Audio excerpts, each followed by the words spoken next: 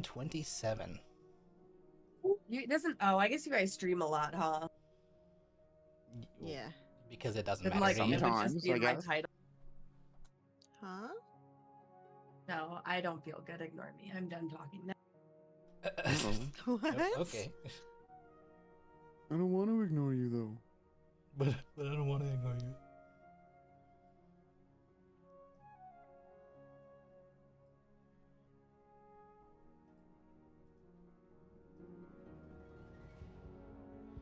Well, D&D, we begin. Last time, scroll to the top of my notes here. System is running very slow today. Got Flur's upload affecting my Google My Sheet. upload finished. You should be fine now. I also don't know how it's affecting my 2 gigabytes of Google fiber. I think This there is was insane. like a fuck up with a Google like Chrome update because I've been having issues in Chrome for like, Ugh, the last the couple worst. days. Get it together, Google. Right? Anyway, last time, our party narrowly escaped the Mystic's Cove, and incoming pirate queen Nixie Del Mar, as Elias and his sister Miriam were freed from their captors. Making fast headway out of town, a great fire was unleashed on the docks, cutting their pursuers off, and seemingly the party was able to escape unharmed. Sailing onward towards their next location, a port on the southern coast of the continent of Luz, the party stopped at a small island where Leon could see a thin area in space. A particularly unique, magical, I don't know what to call it other than what we named it, which is the Veil. A thinness between the material world and the astral sea. And detecting no evil, he went to touch the Veil. And that's where we pick up today. There's more that happened, but for brevity, because we have a lot to get into. Leon, you reach.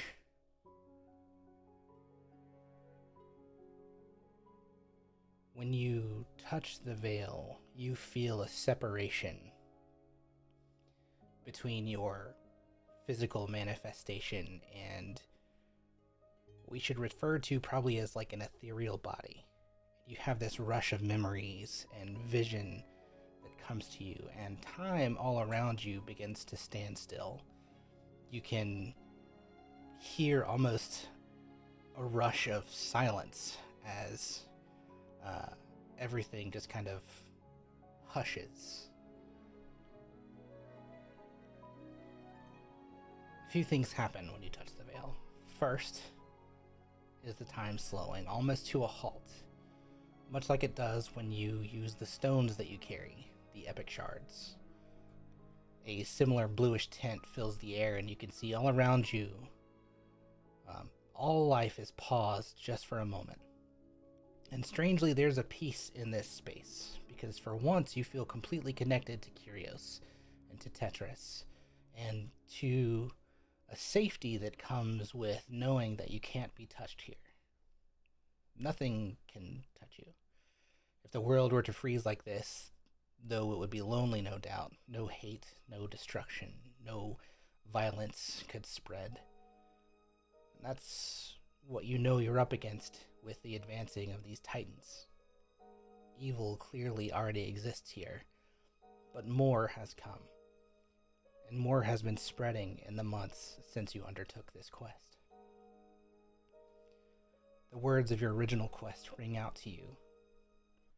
Find the source of the spreading evil on Kyrios and vanquish it.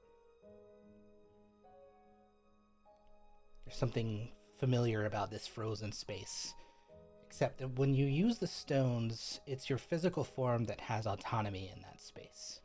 You're physically able to move around, and it's only very briefly, just a few seconds, enough to move 30 feet, maybe. Touching the veil, however, has caused some kind of separation here in these moments. You feel your astral self separate, almost like a spirit of yourself, and you feel it leave your physical form. And you can look down and see your frozen self in time, with your friends standing on this island. Silwen's hand rests on your back, the boost of confidence needed to touch the veil, and you catch a soft smile on her face. For all the chaos and darkness that she's brought, there's still a part of her that seems to crave goodness. You know that from your relationship. It's burgeoning. That spark, that one glint of hope that she has was passed in through you, and here you stand on the precipice of your own history. Looking up at the convergence of celestial bodies above the obelisk, you notice that they begin to move in the night sky, almost like they're getting into place. But then you realize they're not moving closer together, but rather further apart.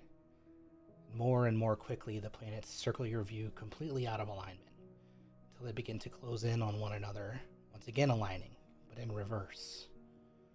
You have a sense of time moving backwards to the original convergence, the point at which the planets aligned that first time since Kyrios' creation.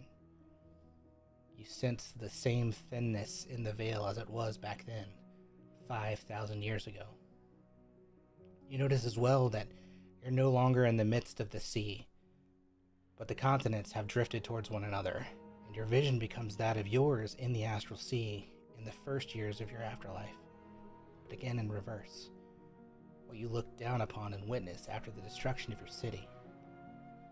What you're seeing here in these moments is not the divergence of a planet as it was originally perceived, but a reconvergence of the continents that had drifted apart over centuries, recollecting into one landform, Eretz.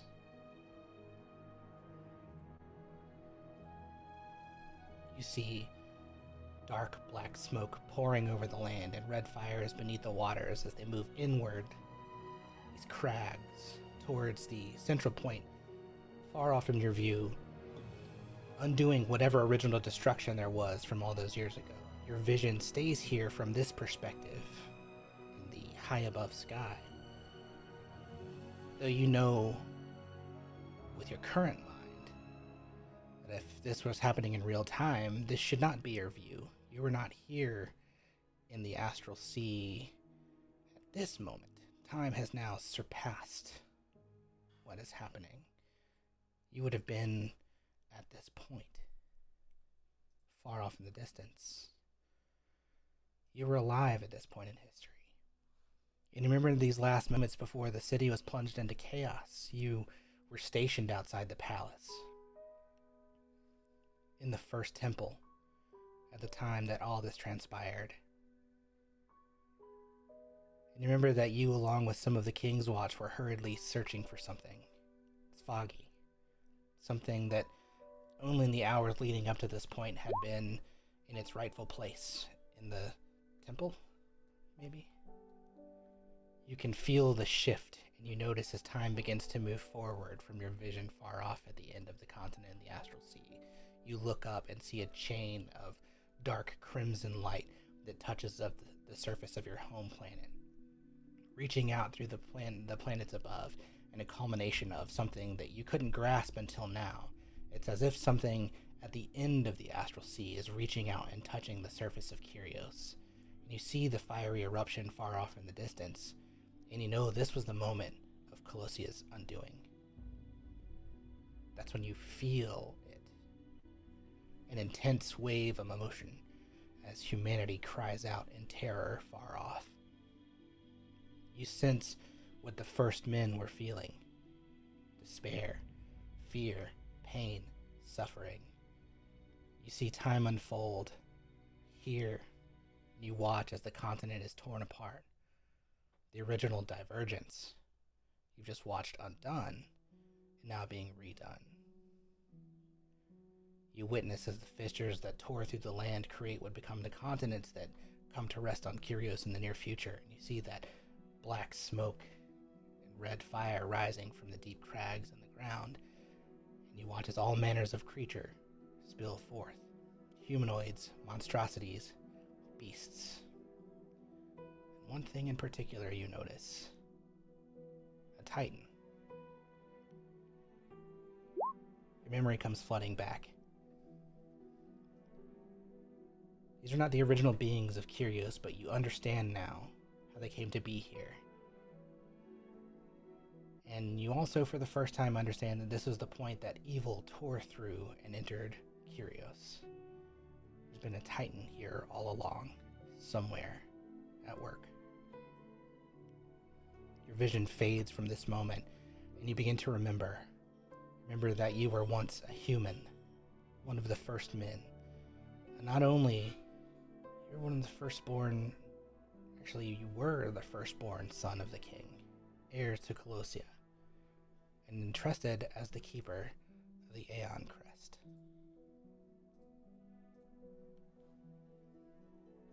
Aphelion, you were the original keeper of the stone, but that was not your name then. No, your name back then was Azrielon, son of King Raziel, the Icarian. It was a gift entrusted to you for the good of all humanity. Not just human humanity, but all divinely created beings. Elves, dwarves, gnomes, halflings. These were all of the created races before Kyrios even existed. The races who would be coming to Kyrios once safety was assured and the completion of Colossia's arcane shielding was finished. But there was a deceiver among those who walked the plane. Leon, you have flashbacks to the hours leading up to the Siorsum, or the Divergence. It's fuzzy. You don't have all of your memories from your life, but you do have these last few hours. You remember the Aeon Crest was situated in a device that the king's artificers were working on with you and your father's oversight. A device that originally had helped transfer energy from the Aeon Crest to the Colossi that had kept guard over the city to this point, but had been redesigned to be a device that could be used to strengthen the weakening veil as the planets aligned in the night sky.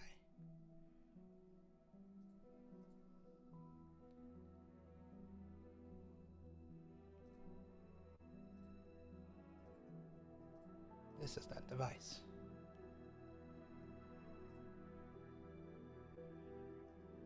Let's go back to Colossia.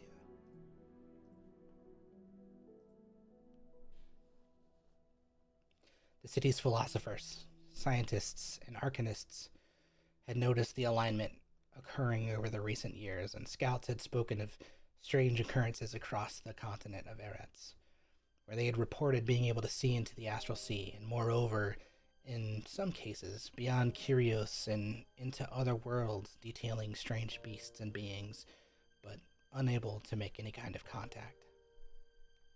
You remember your father being paranoid and guarded about the possibility of what might come if these places in the Veil went unmanaged, though you didn't know it to be called the Veil then. And though he had already known of Tetris's intention to bring his other creations to Kyrios, you recall the anger in your father's voice as he met with the artificers and King's Watch, shouting, "They must not come here until I say so. This is my kingdom. I will not hand it over until we can be assured I will remain its ruler." You had seen your father like this before, and you knew that he did not trust Tetris the way that you and the others did. Something about his demeanor, especially that last few years, had given you pause. He was one who was in open defiance of the god and creator of your world, but today you had a job to do, and you were not one to disobey your father's commands. This device, the Aegis Oraculum, as you had called it, was designed to put a safeguard around all of Kyrios. If this device were to work, the arcane energy imbued in the Aeon Crest relic could be channeled and dispersed over all the planet, creating a canopy of sorts, calling it simply the Aegis. If it worked, it would likely consume all of the remaining power in the Aeon Crest, but in doing so would create a powerful barrier around the entire planet that would make it impervious to outside influence. The abyssal creatures that the Celestials spoke of, the monstrosities and aberrations created by evil influence, anything seeking to devour and consume. If you could do this, all of Kyrios could be a safe haven away from the eternal war being fought outside the plane. This could be the safe haven for all who would accept it. The last bastion. Your work in partnership with the Celestials who had been sent as co-laborers in the protection of Kyrios had finally come to fruition, and you were ready to make the next major advancement. But when you went to activate the Aegis Oraculum, something was wrong. You and the many with you in the Oraculum interior chamber charged the device, and it was at that very moment that the whole city flashed red. And that's the last you remember of being alive.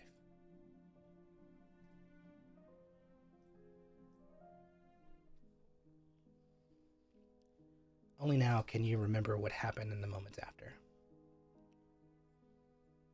Being greeted by the Celestials in the astral sea after your death. Not a physical body, but an ethereal one like you're in right now in these moments as you remember. A spirit. You passed beyond the veil. Waiting for you was Mexile, ready to greet you and help you into your resting place. Remember stepping foot into the skiff, the boat that would carry you for the next 5 millennia.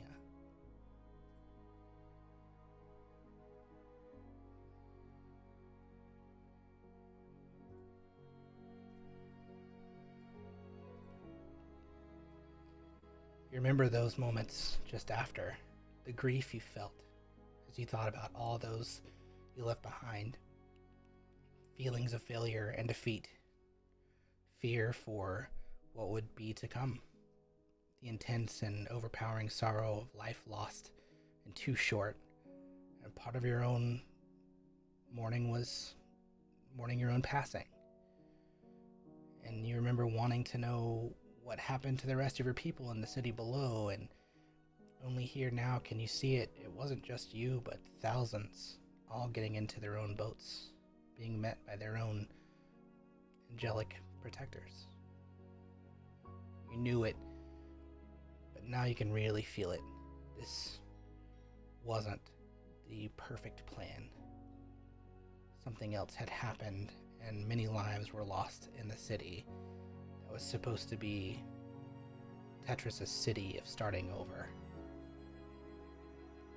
You want to mourn and you want to be sad, but you know that in this place, on the other side, a place called the hereafter, sadness and grief and heartache, it all begins to be washed away as you drift into your place of peace. You see yourself as you begin your long journey into the astral sea, and you recall that you heard his voice for the first time. Well done, my son. You've done all I asked, and all you could. And you have not failed. Now it's time to rest. And though you didn't see him, you felt his presence. A warm light in the astral sea, a closeness unlike ever before, a home as much as your home was on Kyrios. And you remember those feelings of peace, acceptance, love, a warm embrace at the end. And now as you think back, you can recall how it felt in those last moments, or the first moments, depending on how you think about it. The thoughts of disappointment and grief did fade away. And here in the hereafter, you began to feel whole. You see yourself glance once more toward the planet you were born into, and you yourself can see it as time begins to speed forward. A glistening shield all around the planet, swirling white magic, the Aegis. This is why the Titans have not come before from the outside. It worked.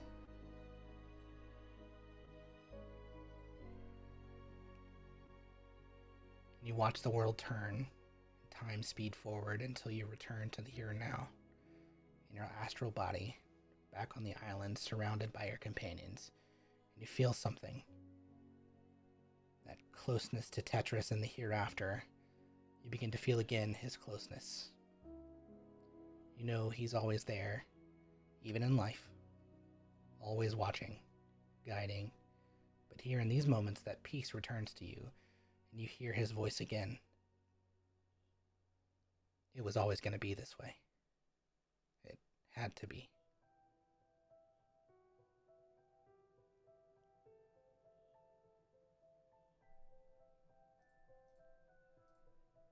You can interact.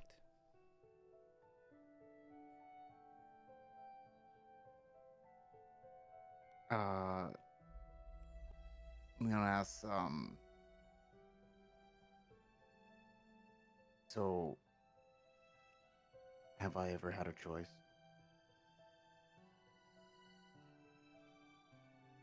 Of course. No one is required to do anything.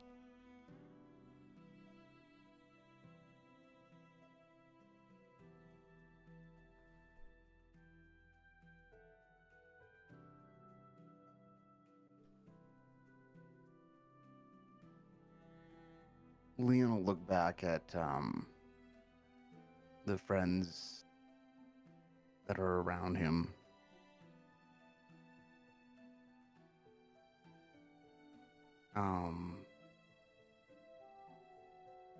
And he'll say, this quest you've given me has given me all the friendships that you see here today, and the purpose in my life to continue on. I had no idea who I was, where I came from.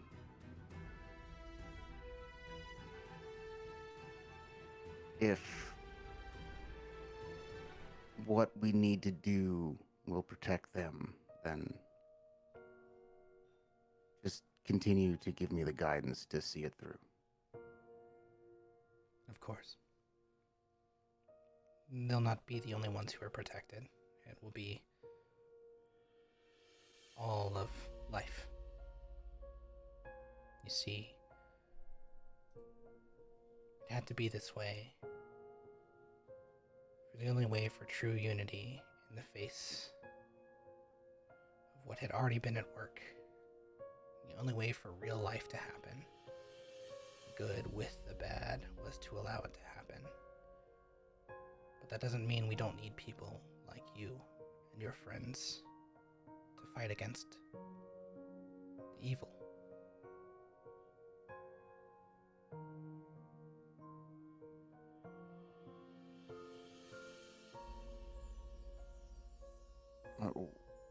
Well, what else?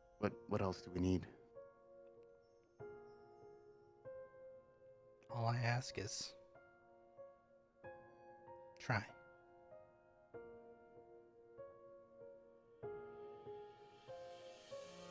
Oh, certainly your will guides my way.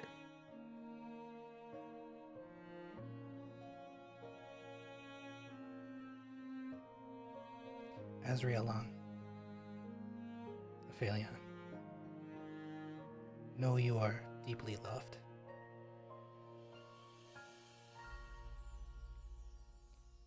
And with that, you feel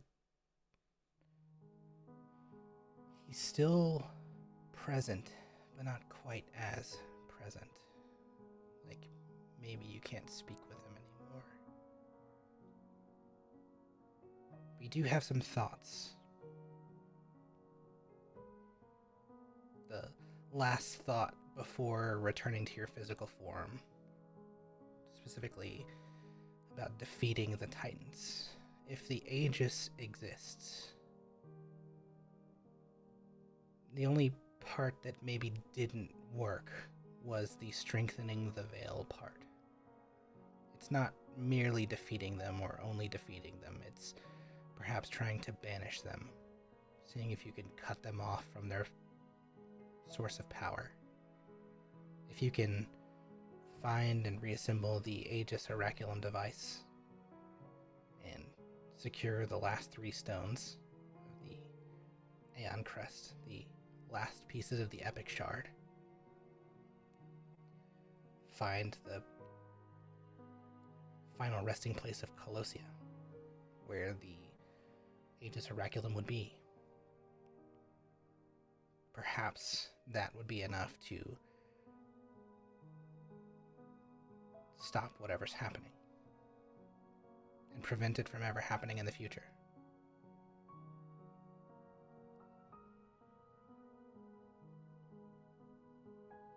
At least for the 2 titans whose aspects are here, Gratz and Rakdos.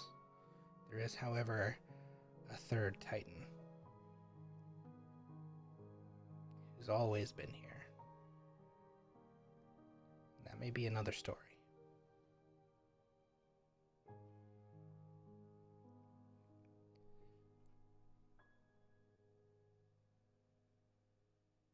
You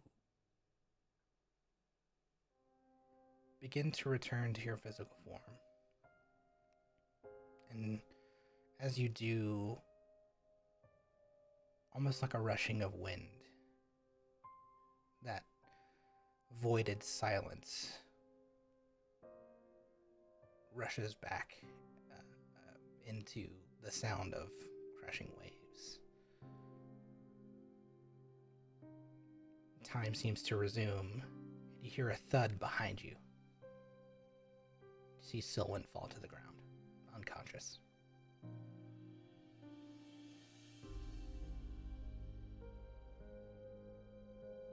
Leon quickly looks at Silwyn. How is she? Give me a medicine check.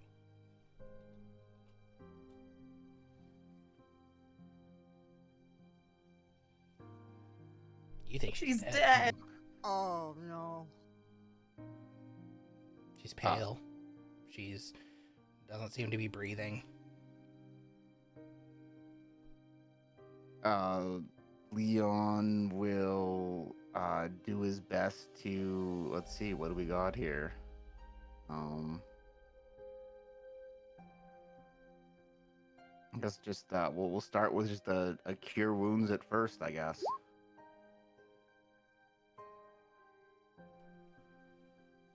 Doesn't seem to help.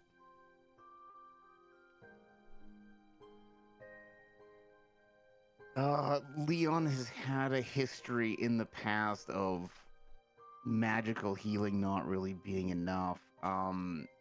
He's somehow, he's seen this where it, various things have and have not worked. Can he do some sort of assessment to determine if there's any spell that he thinks might be able to help here? Give me an Arcana.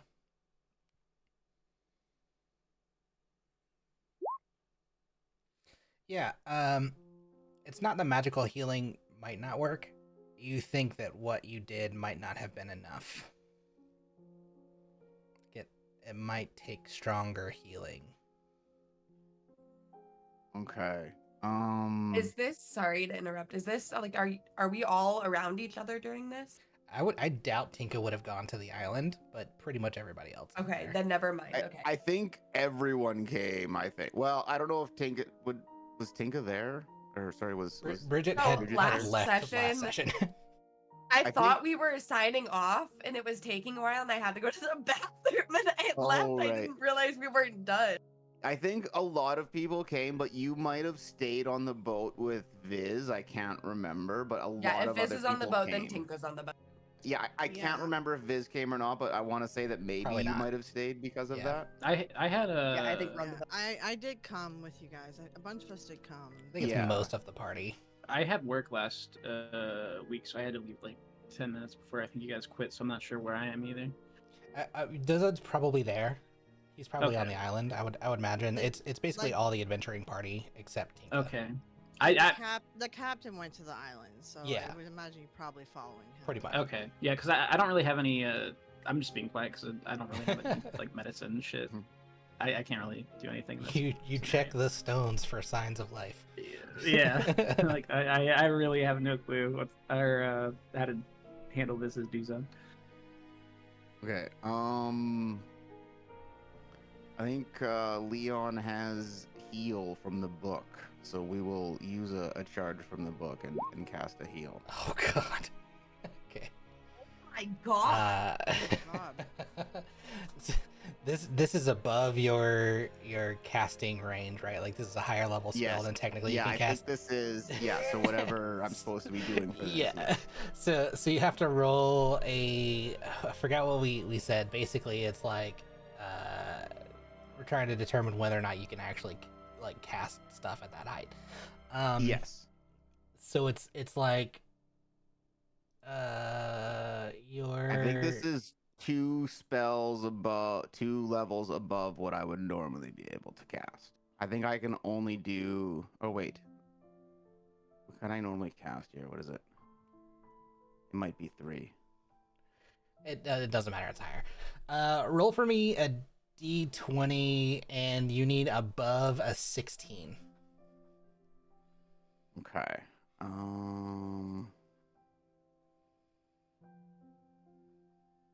D20. Not Oh, good shit. enough. Okay, we'll start using the sorcerer things or whatever. Where are they here? The rerolls.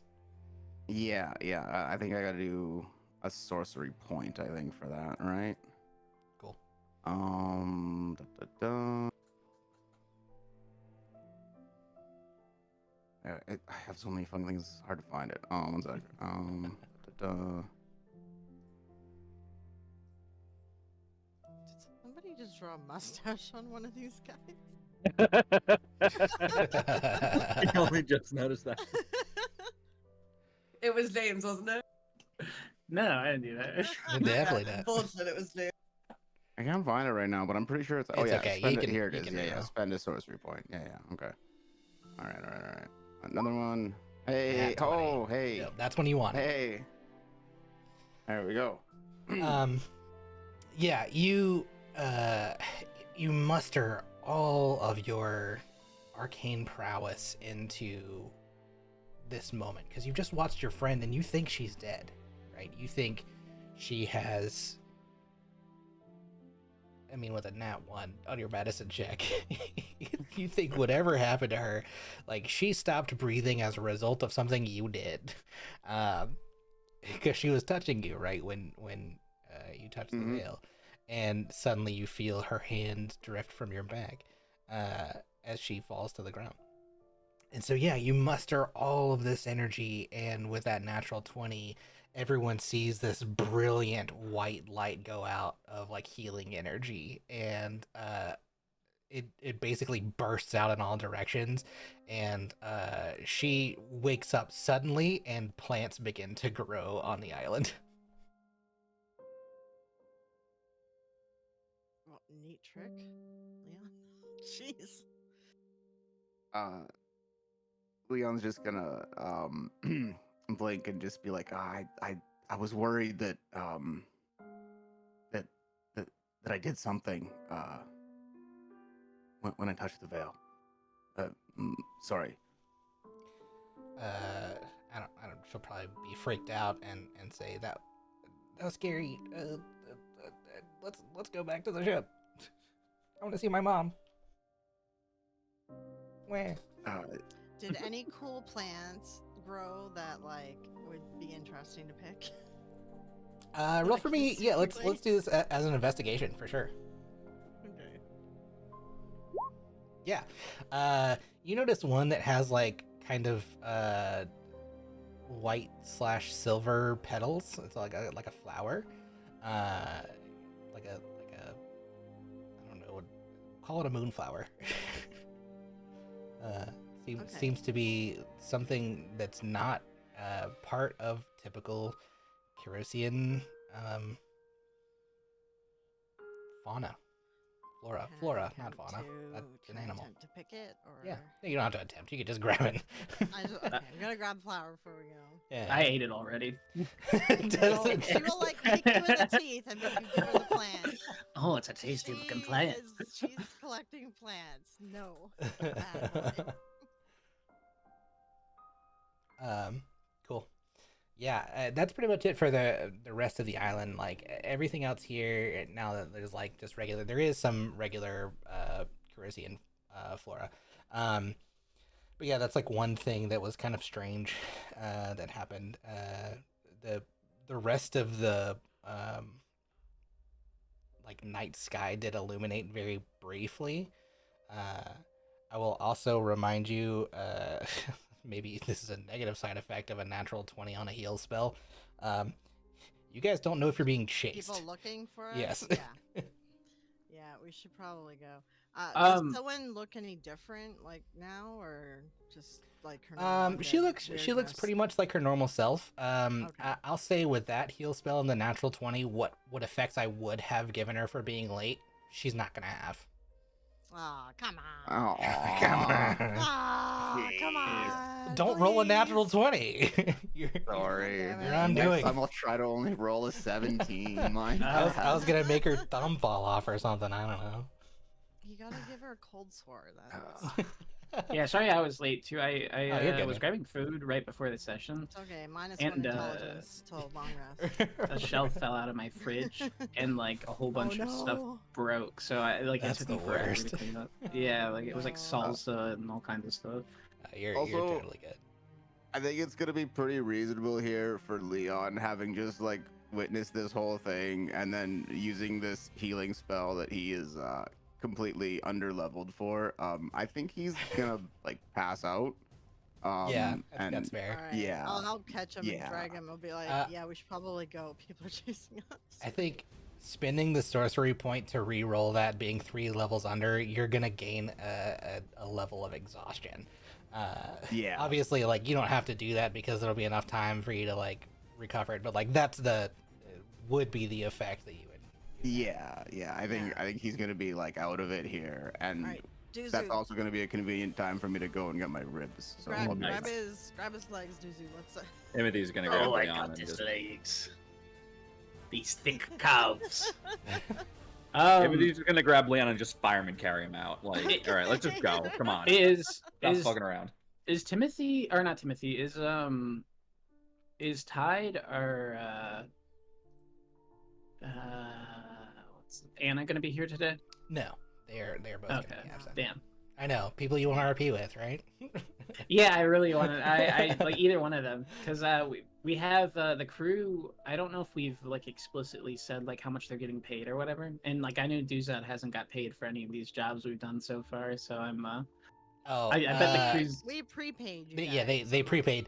Add 100 gold to your Okay. yeah, that would be roughly that's a little bit more than what the breakdown would be for the regular people, but technically you're the one who's leading them, so okay. makes Yeah. sense. I should get a bonus since I Yeah, well that's what we'll say, like No, I'm just kidding. technically they paid you and the rest of the crew doesn't know you skimmed off 1/3 of the payment. yeah. I'm just like Your hoping. bonus is that you get to hang out with us. Yeah, I was Correct. gonna say I didn't know if like the payment had been taken care of because that would have been fun RP too. Like if like they hadn't been paid yet, because I bet this is the kind of crew that gets a little antsy about that kind of thing. Oh, definitely. And I think it was prepaid for 2 months, which, just as a heads Yeah, up, we gets did you a guys prepaid. exactly to this next location. And then Okay. that will be Okay. fun RP to figure out. Okay, cool. Because these guys are gonna get paid one way or another. It's just Love it. where do you add your gold at? Is it in your inventory? Or...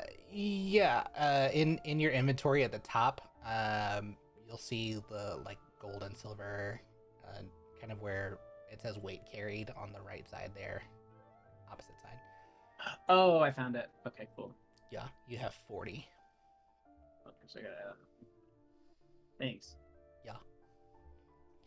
Yeah, I mean 140. That's better than what I think a lot of the rest of the people have. Hell yeah. And you've got the busted ass blunderbuss. That's great. Yeah. You mean the really well-made one? Yes. Really, really well made.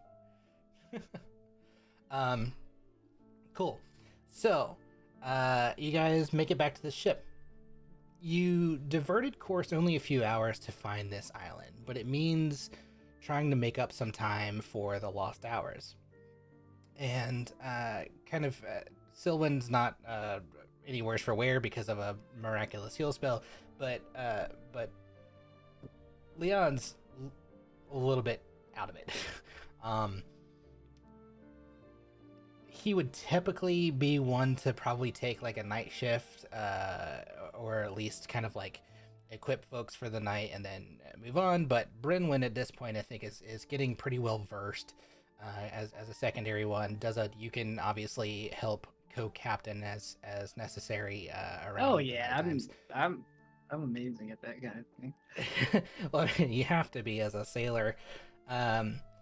But it's late in the night by the time you guys all reboard and prepare to make way. Does anyone want to do anything before going into rest state? Have we had a rest state Yeah. between now and last session? Because I put my health back up to normal, but Yeah, I was down a few points. Totally fine. Can I do an Arcana check to see if I can work on that invention we talked about? In the middle of the night? Well, this probably would have happened while they were on the island. I have it baked in to do first thing in the morning every morning. Okay, that's... But yes. I literally have that as the first thing on day 10 is to have a... No, I can wait until morning. It's fine. I figure It's like you probably Christmas. would just be sleeping. So, sailing onwards towards the coast of Luz. Day 10. Tinka, roll me a d20. You need above an 18. I Okay. sent you one separately. Perfect. Wait, Just so you don't get confused. Perfect. are we still suspicious that we might be being followed? I think probably you especially would be. Okay. You would have more insight about that than probably most because you've worked with Well, those people before. Yeah, so just during the night, really quick, I don't know if we can get a bonus to stealth or anything like that. I'd probably try In a to ship? dim some of the lights Yeah, and things yeah, like I think that. that's fair. Yeah, I'll allow it. Like if you want to sail in dark, absolutely. Yeah. Then do this for me. Roll for me stealth with advantage, just using your stats, Okay. and then I'll roll opposed.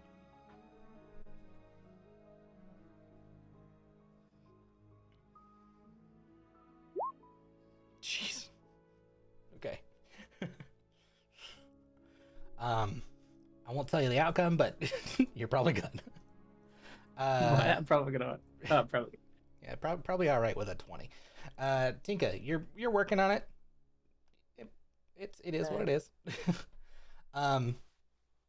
Morning comes. There is a chill, like a very distinct chill in the air. You're making your way pretty far outside of where the tropical areas are kind of located in this part of the world. Heading further south, it's going to get colder and much colder. As you head above deck, anyone who chooses to do so, you can notice that you can see your breath in the air as you just kind of go about your day. This is still deep water, quite deep water. You've now kind of entered into territory that is like uncharted, for lack of a better term. These aren't really particularly like trade routes. People don't usually sail to this part of Luz, but I think Ty generally knows where he's going. James, I think for simplicity, what I'm going to have you do is just roll these navigation kind of checks for me, and I'm just going to let you do it at advantage. Okay. Because I'm not going to pull up Ty's sheet. But you're basically, I just need you to do, let's call this, I don't know, survival. I think for you it was pretty good. So.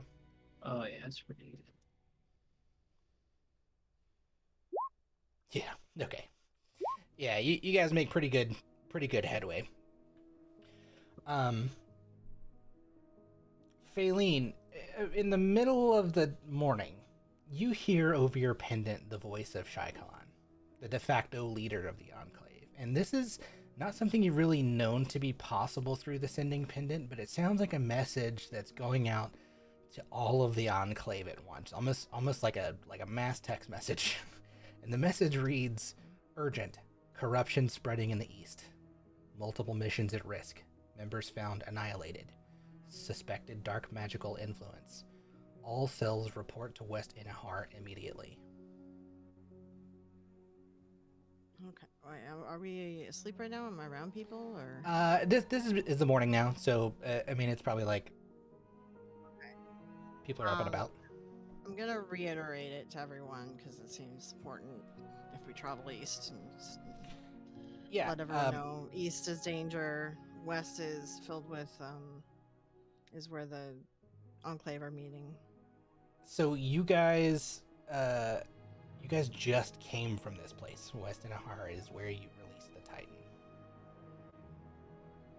What a coincidence. They're headed to west, or So let me put you guys on the map. Here. And this is confusing because West Inahar is this island, and it is in the east compared to where the Enclave meets. So they're saying everyone meet on this continent you just came from. oh,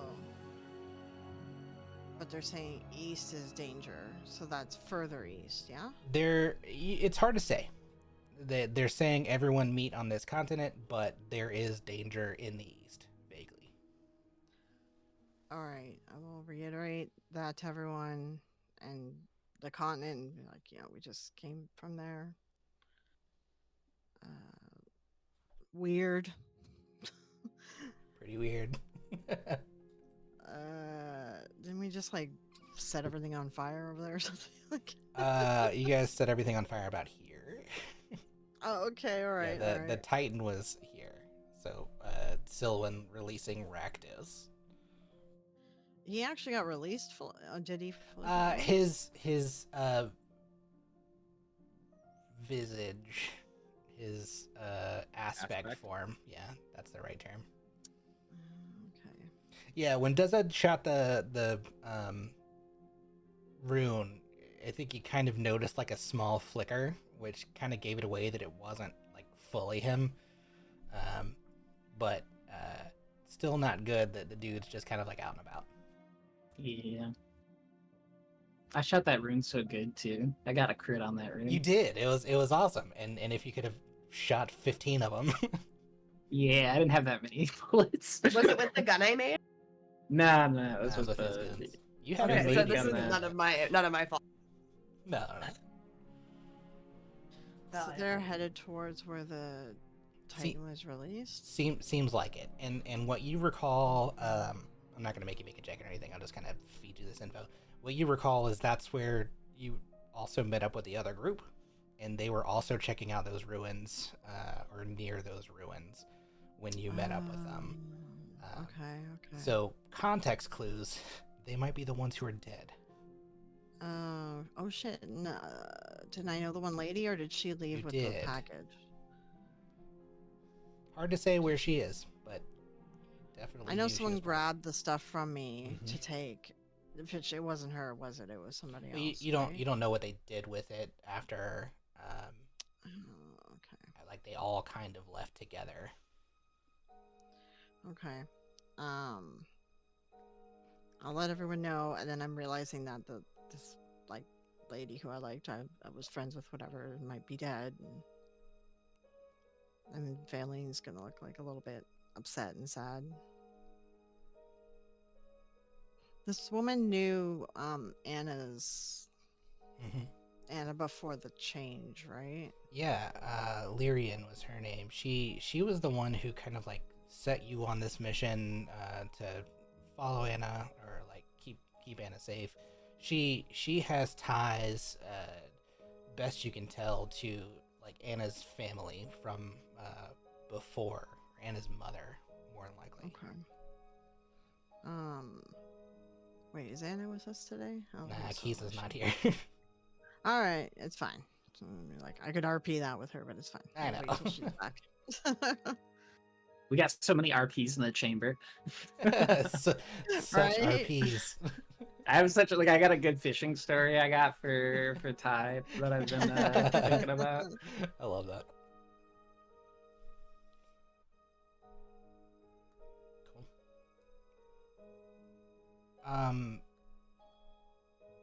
Where do you think? What? Go ahead. Oh, I was gonna say which was the island that we were making our way towards? Is it that green one or that gray one? This one. Oh, that one. Okay, that's a lot closer. I thought it was the ones at the bottom. But Well, so this is where you're headed now. Next you're headed down here. okay, and that's then- what I was thinking of. Afterwards, somewhere through this Yeah. treacherous area. I gotcha. I don't think any. Well, you probably know this from the conversation with Tide. I would imagine you guys have somewhere along the way kind of talked vaguely about where it is, but like Tide's Oh, yeah, 'cause- really the only one to be able to navigate there. We're becoming fast friends. Prove it.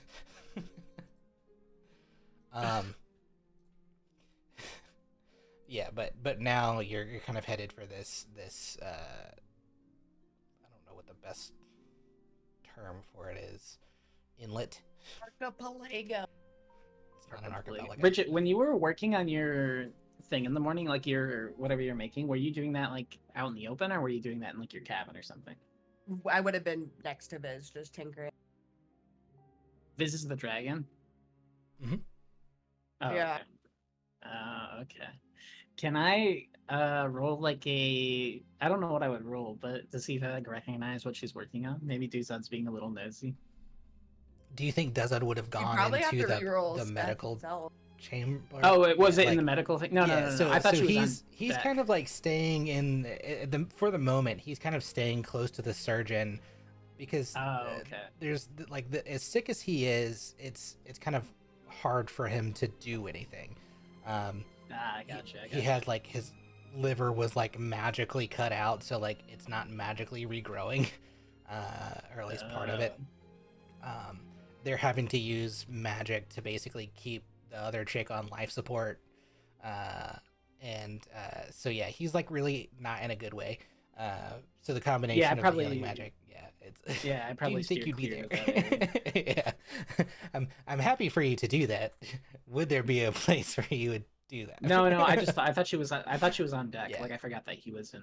Yeah, I forgot he was I holed think up. is kind of like sequestered at this point into the medical bay, which is a small, relatively small bay, and I think probably at that point you've been here for like 10 days by this point, and I think at some Woof. point Serial would like say to you, Tinka, like, don't you think maybe you could or should like take a break? Like he'll be fine.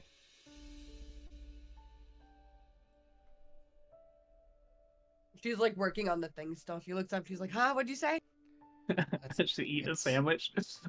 It's okay if you want to go. And she looks at Santa, who's also in here, and is like, you guys don't have to sit by their sides. Like they're not going anywhere. I'll call for you if anything changes, but staying in here is not gonna help. Oh, that's cool. I didn't see you had like tokens of them lying down. That's pretty neat. Isn't it cool? Those are Yeah. AI generated. Oh, that's cute.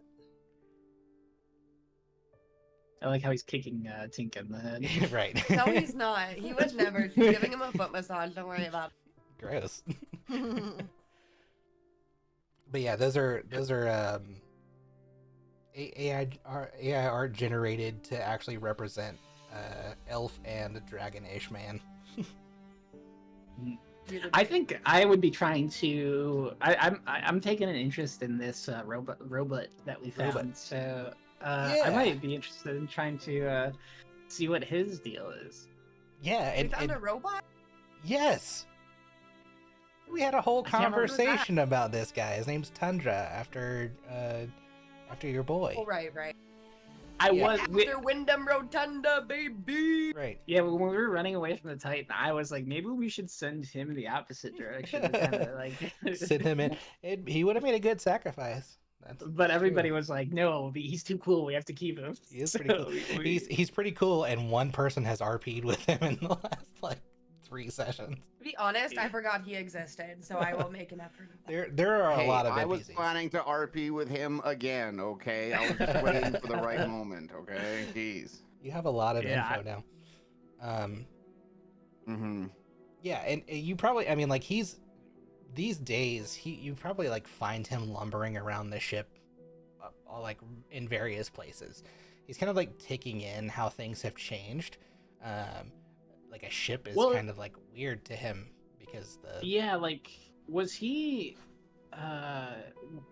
like wasn't did he kind of like obey orders from us, or is he like serving us, or is he just kind of like a free will kind of thing on his own? he's more just like a sentient pile of rocks. Okay. Like he has his own free will and stuff. You guys are the ones who reactivated him, so he had a tendency to trust Anna and Leon, and you've done nothing to like stop that at this point. Well, because I think I would probably try to get up to maybe getting him to do some of my portion of the work around the ship. Like, oh, Okay. maybe carry these barrels over there. Yeah, absolutely. Yeah, I mean, like under the guise of like trying to train him or like teach him how. Yeah, to, and like... I'm totally full of shit. Like telling him, For sure. I kind of run things around here, and Yeah. I mean, it's not like super smart, so yeah. Give me a deception at advantage because he's not the smartest, and I'll do it opposed. How do you roll with advantage if I'm clicking on my character sheet and I don't know. I usually just do it twice. Okay, I was just double checking if there's a way. That's not good. I'm pretty sure there is a way. I see TC do it all the time, but I don't know how. Yeah, I don't know how some to people. do it either. Oh, I figured it out. You just have to left click on the number, I guess. Oh, cool. Even with your advantage, he's like, I will watch you. It just kind Was of it like supposed to be goes- athletics? I thought it was deception. Oh, Oh yeah, definitely deception, not athletics. Wow. Yeah, I don't have the hero. Oh, your deception is a +0, so if we keep those stats, it's even worse. That's Yeah. My one it only pops up for stealth at disadvantage because I have the heavy armor. Same. That's how mine Oh, was. okay. Yeah. But I just figured out if you just hover over if you hover over like your modifier, like your bonus, and then you right click, then it'll bring up a little menu. oh, But you okay. can't Yeah, ho- I see that. Yeah, you can't hover over the actual skill. You have to hover over your bonus. I see feel that. like that added 2 rolls together. It did. Oh no, okay. No, it didn't. He rolled an 18 and 11. It shows you the higher of the 2. Yeah. That's interesting. Yeah, it's kind of cool. They also have like a disadvantage of flat die, and then they have it where you can only like if you want to make a roll only for the dungeon master to see, you can select that as Cool. well. Little whispers. Awesome. Yeah, we'll take that.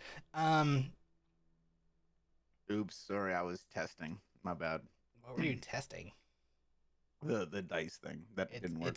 It's in D&D Beyond. Mhm. Not Yeah, right I know. now. I noticed Okay. that after. I was trying to D&D Beyond, it wasn't working, so I was like, maybe it's in this one. And I was like, yeah, and then it actually sent the rolls. I'm sorry. Hide. Thank you. Thank you. I'll take your 18 because we rolled wrong. Yeah, we rolled it's fine. What specifically are you just trying to like have him carry stuff for you? Like talk me Yeah, through... just like lug stuff around and like maybe like help hoist the sails. And, just regular old chores. Maybe throw him a mop every once in a while and be like, "Oh, this is the ancient art of mopping." I know what cleaning is. Oh, you think you know what cleaning is, but we do things a little bit differently around here. Please enlighten me. I'm just going. Well, I guess I'll just start showing them how to do stuff. I don't think I'm particularly good at cleaning, but Do it like this, but better. yeah. That's funny. Cool. Yeah, I mean, he doesn't seem to do it like reluctantly or anything. He does it with like the intention of like trying to learn. You notice he's pretty heavy. So like as he moves to one side of the ship or the other, like if he moves too fast, the whole ship kind of tends to rock that way. That's fine. And so you kind of have to like counteract it, and so you often find Tide or whoever is at the helm like watching what he's doing so they can start to steer the other direction and like bring the sails about to counteract it with wind. The first time it happens though, it catches everybody by surprise, and like all you hear cargo like below start like jumbling around and like falling off shelves. Okay. Yeah, I'm definitely like pointing out the areas to him where he should avoid walking, like the It's like you'll fall through here. yeah, like or like these like grates up at the top that let the water through. Like just like watch out for those because you don't want to like put a foot through one. Right. Because if this guy goes overboard, I don't think there's any way he ain't gonna sink to the bottom of the ocean. Yeah, true. Granted, you guys did manage to recover 2 more cannons from the bottom of the ocean. So, Oh, really? yeah, Tide found them in a shipwreck and then was able to bring them up. I think they still probably need to be like worked on, but they're in relatively okay condition. Some barnacles. What does this guy run off of? Like, obviously he's not eating food, so like, is he like, how's he replenishing his batteries? So he's originally charged by the Aeon Crest, the magical giant gem. It was the shards that Leon had that kind of like powered him up. Outside of that, you don't know. Just kind of seems to keep going. It's only been it's been about 2 weeks since you guys found him, and he's stayed mostly quiet. Otherwise, like, well, you find him every once in a while, like talking to other crew members. For the most part, for like the rest of you guys, he's kind of stayed away from you, outside of conversations here and there that y'all have with him. I see.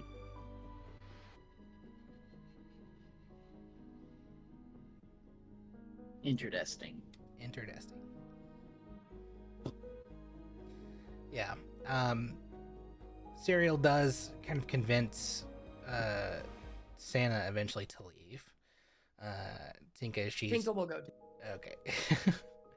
Santa, this is the first time anybody who's above deck, and actually depending on where you guys are, is kind of like first time you've seen her come out since starting this voyage really at all. She's kind of stayed by Callista's side this entire time, and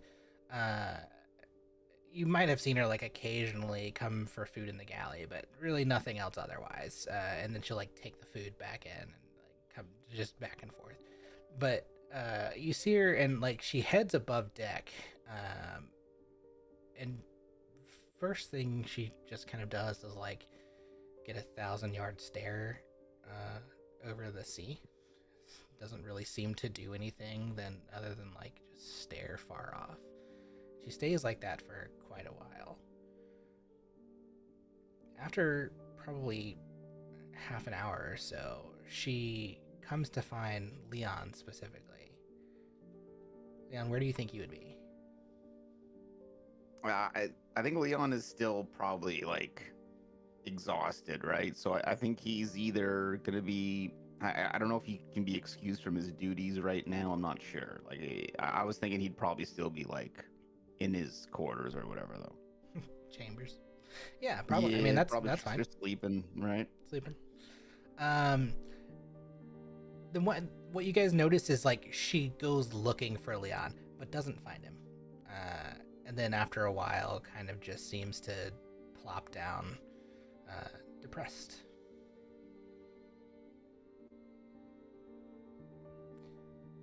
Tinka, what do you do?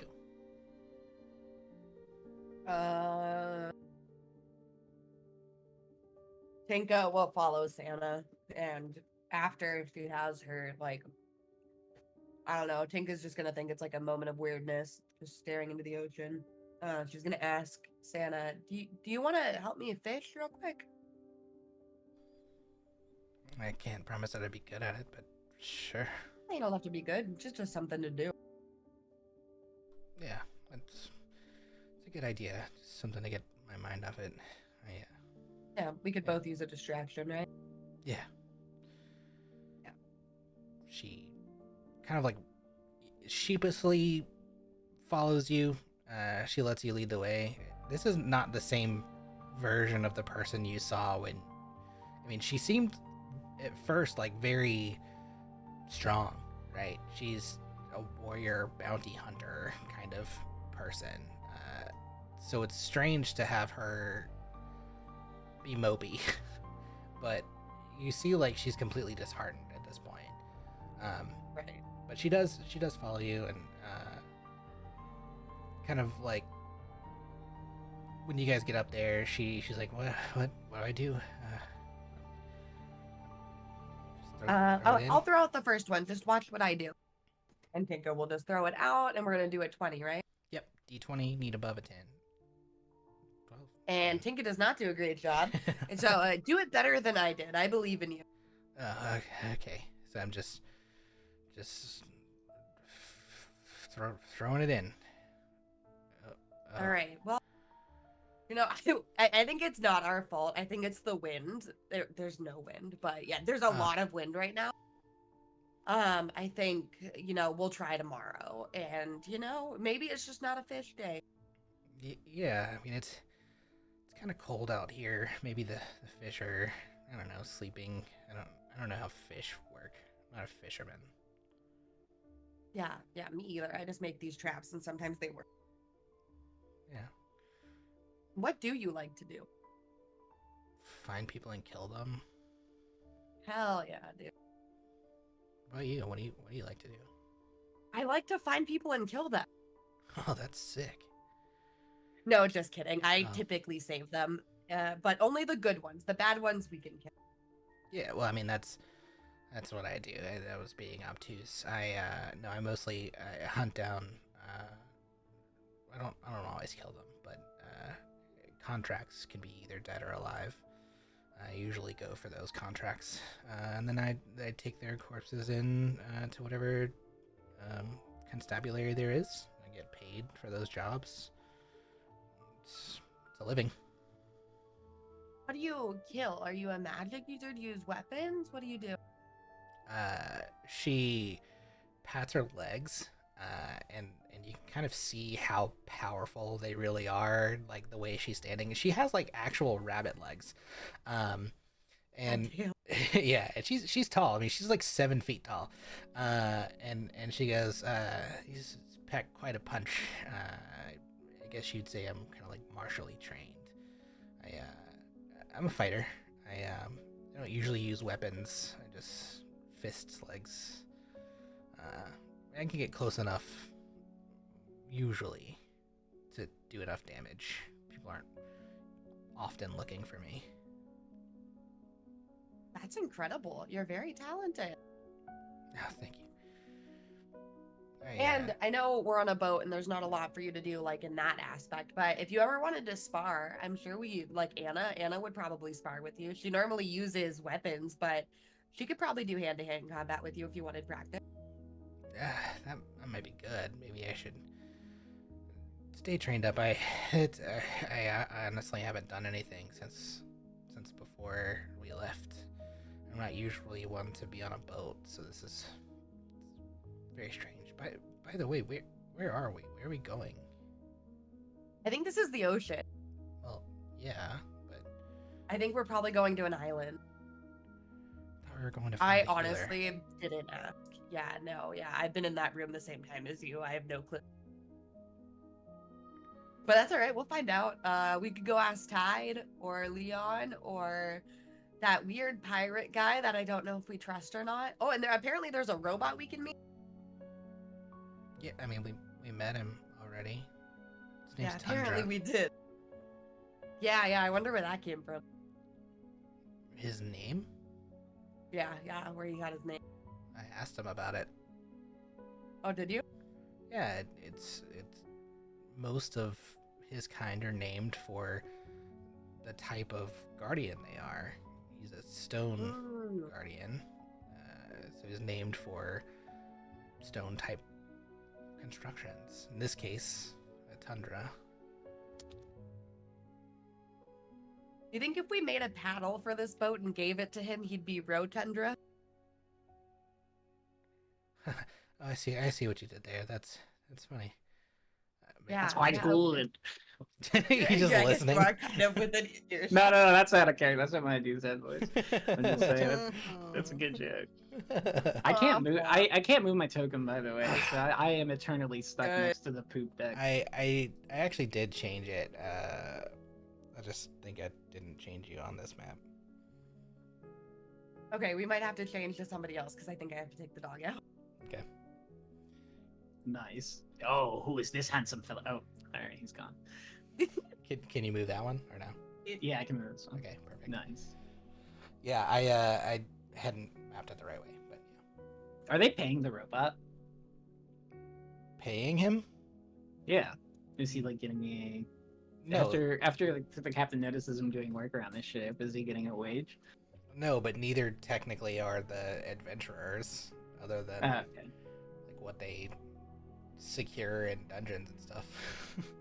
Yeah, and that's why I think we maybe should unionize. A lot of these adventurers aren't getting paid for their service, but I think a lot of them think they have a holy mission to be on, so they're just kind of rolling with the punches. But Duzan needs to get paid, and I get my money. I get my fair share. How do you make your money? Well, all these chores I've been showing you, and I'm kind of a specialist of getting out of a bad situation in a quick pinch. Can you elaborate?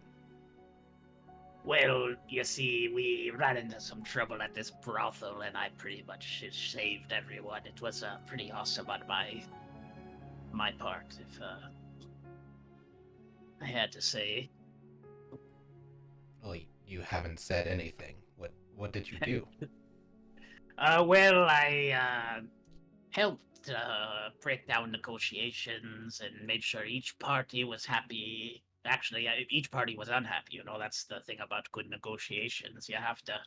Everybody has to leave unhappy, otherwise, they didn't go well. So, I also make money by gambling with the other members of the mercenary group. I don't think that constitutes good negotiation. Well, it's probably because you have a rigid definition programmed into you about what negotiation is, but out here, when you're actually adventuring in a real world scenario, things are a little different than all those little rules you have. Are you okay? You're moving around a lot. I have to make water. I'll be right back. I'm making water. he kind of follows you. Why is he following me? That's a weird answer. The ship is singing. Watch out! Don't get so close. You almost dropped me off the whole ship. ship starts to kind of like dip a little bit on that side. Remember, I told you have to watch the edges. Oh yes, I see. And Zoe steps back a little bit. What does make water? It's how us not so machine-like folks relieve ourselves of waste. Oh, like this. And you see, Oh, God. you see, he like reaches to the central part of his chest, and he opens up like these two plates, and like just like a crap ton of dust starts to fall out onto the deck. You know, Jesus. he's like, this is our waste. Well, it could have been worse, I suppose. This is a good opportunity to show off those new cleaning skills. Yes, please go ahead. Oh, God damn it. You were supposed to clean. This guy's, he's pretty thick. He's not a fast learner. No, he's not. Not super smart. Where, are we getting close to our destination? You're at least Or a is it gonna couple be more. a couple more days. Yeah, a couple days Okay. away. TBD. Can I roll a perception check to I think I don't know if you want me to do these periodically, but I definitely want to be on the lookout for other ships and like anything of interest that we might come across as we've been moving through these areas. I don't know if there's any like I know on the map there's only so many islands, but I don't know if there's like small Are ones. there other sprinkled in. things? Yeah. Yeah. You can make perception if you want to. Okay.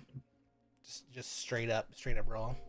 I'm kind of using everyone's passive. Tide has a 17 passive. Oh my god! Now I got a 20. natural 20. Okay. Where's the treasure? Yeah. If only it wasn't in the deep middle of the ocean. You were doing. Yeah. No, you don't. I mean, I want to reward a natural 20. There's nothing here. Okay, I didn't have like you had like an encounter table you could roll on. Like, maybe Here's there's, like, one. some, There's like- dolphins. Yeah, Yeah, there's I- exactly. Yeah. There's dolphins, and Jilly's not There's here to enjoy them. dolphins, And Yeah. they only will talk to you and they ignore her. Right. Yeah, I didn't know if there was like And that's her creatures punishment. are like shipwrecked people are like like stuff like that. Like I didn't know if I you can had an do encounter we could table. do a random the encounter sea. thing. I actually had one built up somewhere. I kind of stopped using it because we were doing them so often. Constabulary. I can't wait till you roll and we find the lost city of Atlantis.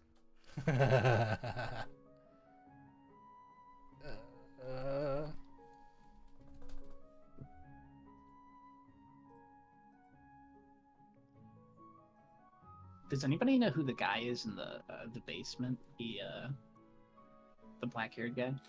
This dude, Yeah. Random Reaver number 4. Okay, I was just double checking because like when everybody like when Leon and Timothy weren't down here, like he was just there by himself, so I was like a little nervous. I was like, "Who's that? He's like a prisoner or something?" No, he was one of the ones that got captured with you guys. He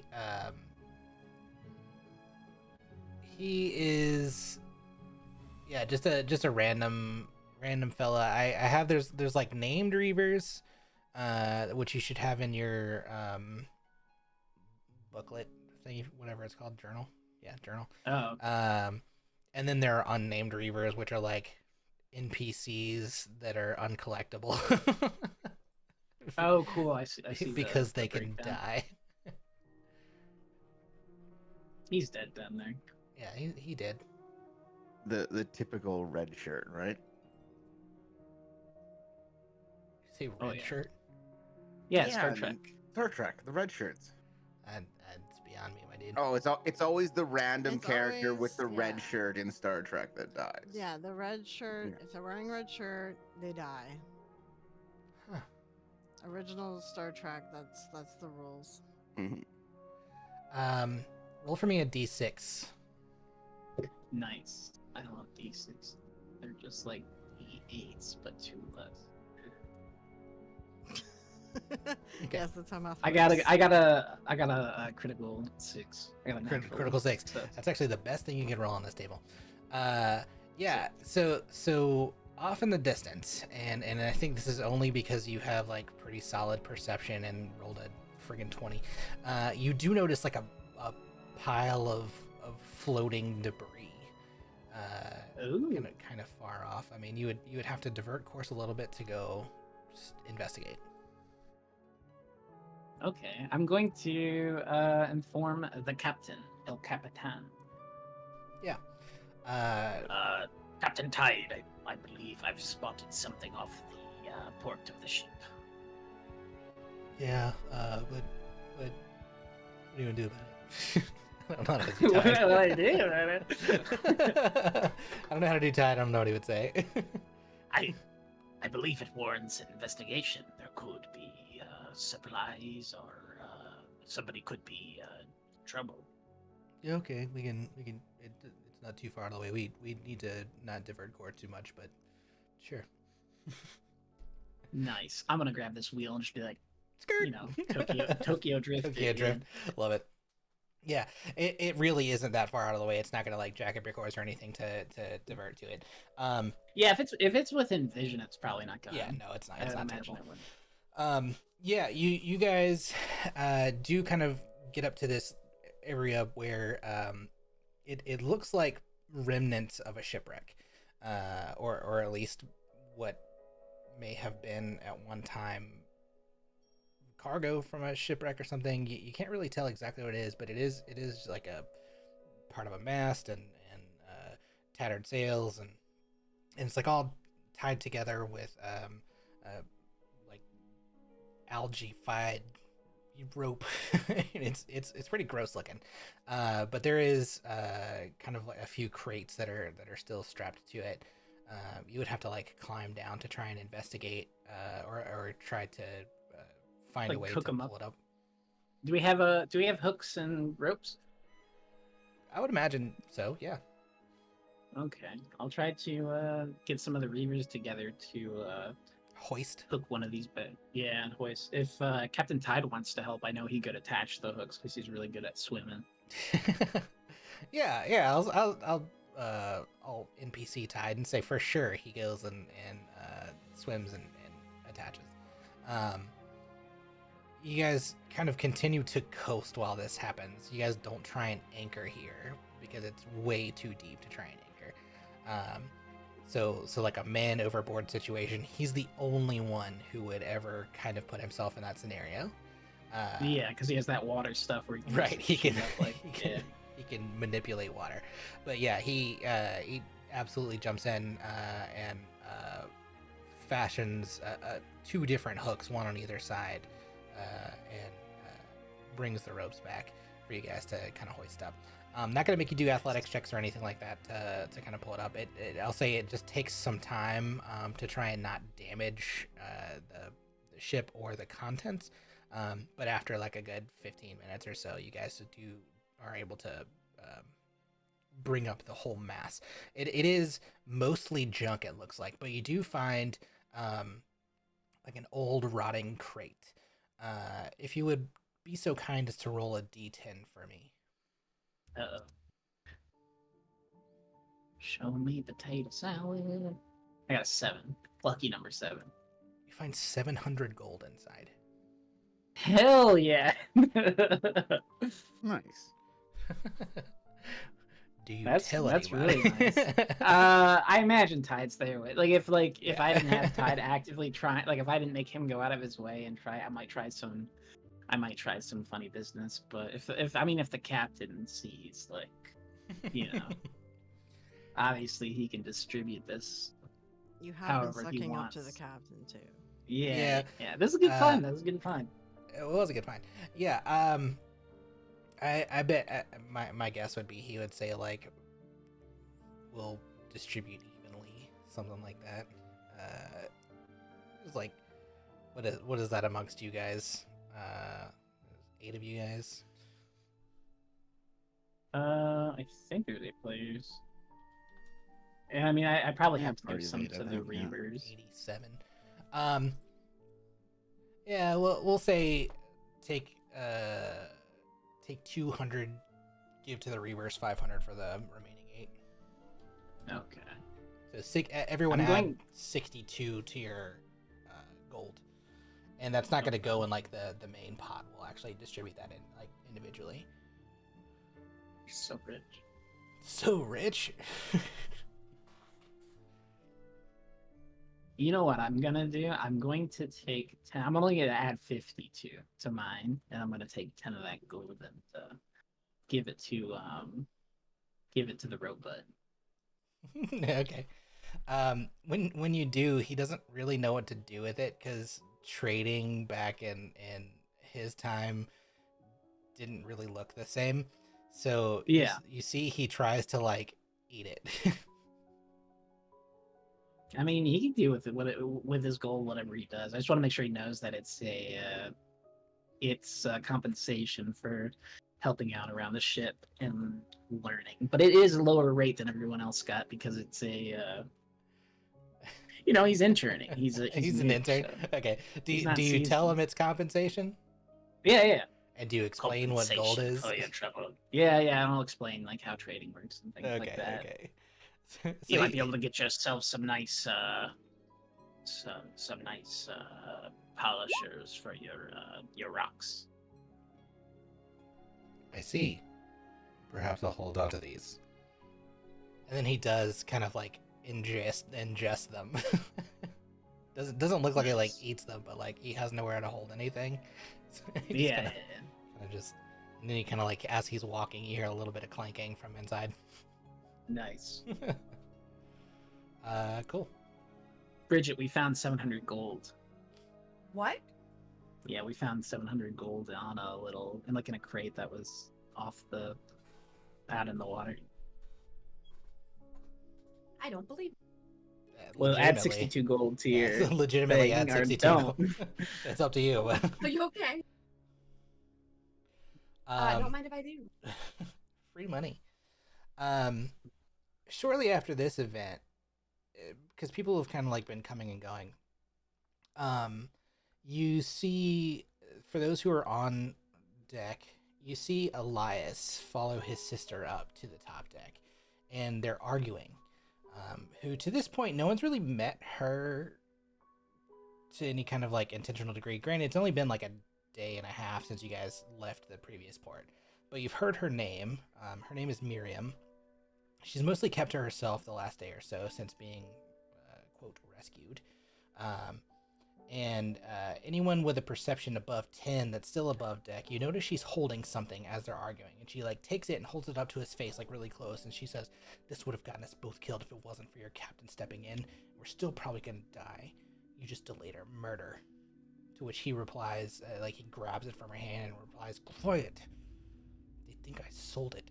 It's too valuable just to let go. And besides, we're gone now. No one followed us. Oh, I hear Otherwise." valuable.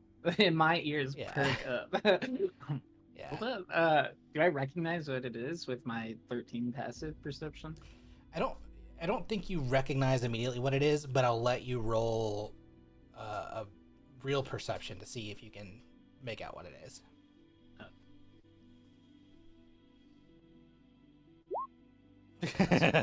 Funny. With a 13 real perception, you can tell it's about fist sized. There is maybe like a chain coming off of it, but you can't tell exactly what it is. It's they're like kind of moving it a little too quickly, and then when Elias grabs it, he like shoves it into his pocket. Are they on the top deck? Yeah. Like, can I see this happen? Yeah, you would. If you you would have a if you're still up passive there perception for sure. Passive above perception All right, above cool. 10. Tinka is gonna use message to Baldy McPirate and say, "Get that." has she used message on me before? I don't think so. God, is that you? Yes, I'm God. I need that necklace. Go get it. Or I I love need it. that thing I on love a it. chain. Go get it. Where are they on the map? I don't actually have them on the map in the right place. What? This wouldn't have happened because Tinka wasn't in the pirate city. Tinka doesn't know the significance. Tinka doesn't. Yeah, Tinka doesn't know that it's a locket. Okay. So retcon. Hold on. Put Elias there, and Miriam right here. Tinka started a new prank war where she just continues messaging him, thinking that she's gone. Nice. Okay, well, if I heard them squabbling, I might want to try to get a better look. So I'm going to approach them and be like, "You've only been at sea for 2 days. You can't be arguing already." Excuse me, what? And this is Miriam who kind of like pipes up. Excuse me, I don't know you. Why? Please, we're. Oh, having I'm a the. discussion. Sorry, I didn't introduce myself. I'm Duzad, that fella that saved you from that predicament you caught yourselves in the other day. Saved. You shouldn't have intervened. Things were fine. They didn't find me, and your brother was begging to have ye back. Yeah, well, he also shouldn't have intervened. He's a moron. How does he respond to that? He kind of like sheepishly drops his head. He doesn't really respond. He's just kind of listening. Okay. Well. She hits him when when she Oh says my that. gosh. Like not Please, like a no. punch, but We have to. You know, we can't be at each other's throats already. You're scattering. Wait, what's the robot's name? Tundra. Tundra or Mhm. Rundra? Tundra. Tundra? Tundra. Yeah, you're scattering Tundra. He's new to the ocean. I don't care about your golem or whatever he is. You don't understand. Nixie is probably going to come for us. I know Nixie. I worked under Nixie. I So know how you- she. Yes, you know how ruthless she is. She's going to kill Yes. us all. And it's in our best interest not to run into her, and I'm making sure that's not going to happen ever again. How are you making sure that's not going to happen? By navigating this fine ship as fast as we can. Okay, and you think you can outrun her ships? I have a couple tricks up my sleeve. Do you also have the same artifacts she has? What's this? Look, I don't know about an artifact that she may have. That or is do correct. You do not know an artifact. You know about her sword. I? Yeah. We don't have an artifact, but we have a Tundra, and he's twice as good as any artifact I've seen in my days. She has at least 3 ships that will come for us. She has a means of finding where we are. You don't understand. I wasn't just keeping books. I was helping them track crazy magical items. The types of things she has access to are terrifying if used. We're all in danger. And how do you suppose she's tracking us now? Could it be that item you are bickering over? Certainly one source, but you've already said the 2 of you worked for her. You worked for her. I know he did. Idiot. I worked for her. They're simple spells. Scrying for one. If we ever talk about where we are, where we're going, she can know. Well, I don't know how her scrying works, but she didn't never know my true name. Doesn't matter. She knows who you are. I doubt she'll even recognize me now that I've become a handsome individual. She'll recognize us. She knows we took the locket. And then she looks at Elias and, like, with deep, I don't know, like piercing anger in her eyes, looks at him and says, "You did. That is our death warrant." Well, this is a bit above my pay grade. Who would Duzad know on the ship who might be able to conceal something like that?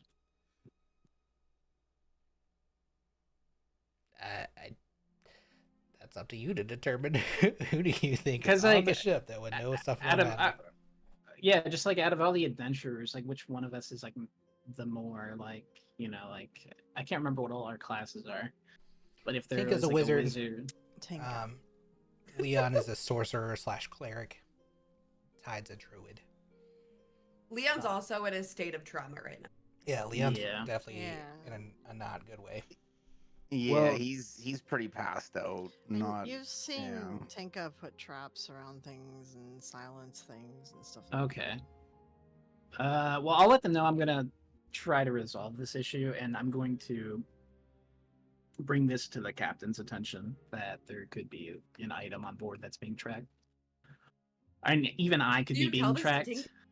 Huh? Well, first I'm telling it to Tide, and he'll probably tell it to you because if there's a way we can kind of conceal people's presences or like items presences, then it's probably something that we need to do sooner rather than later. Do I overhear any of this?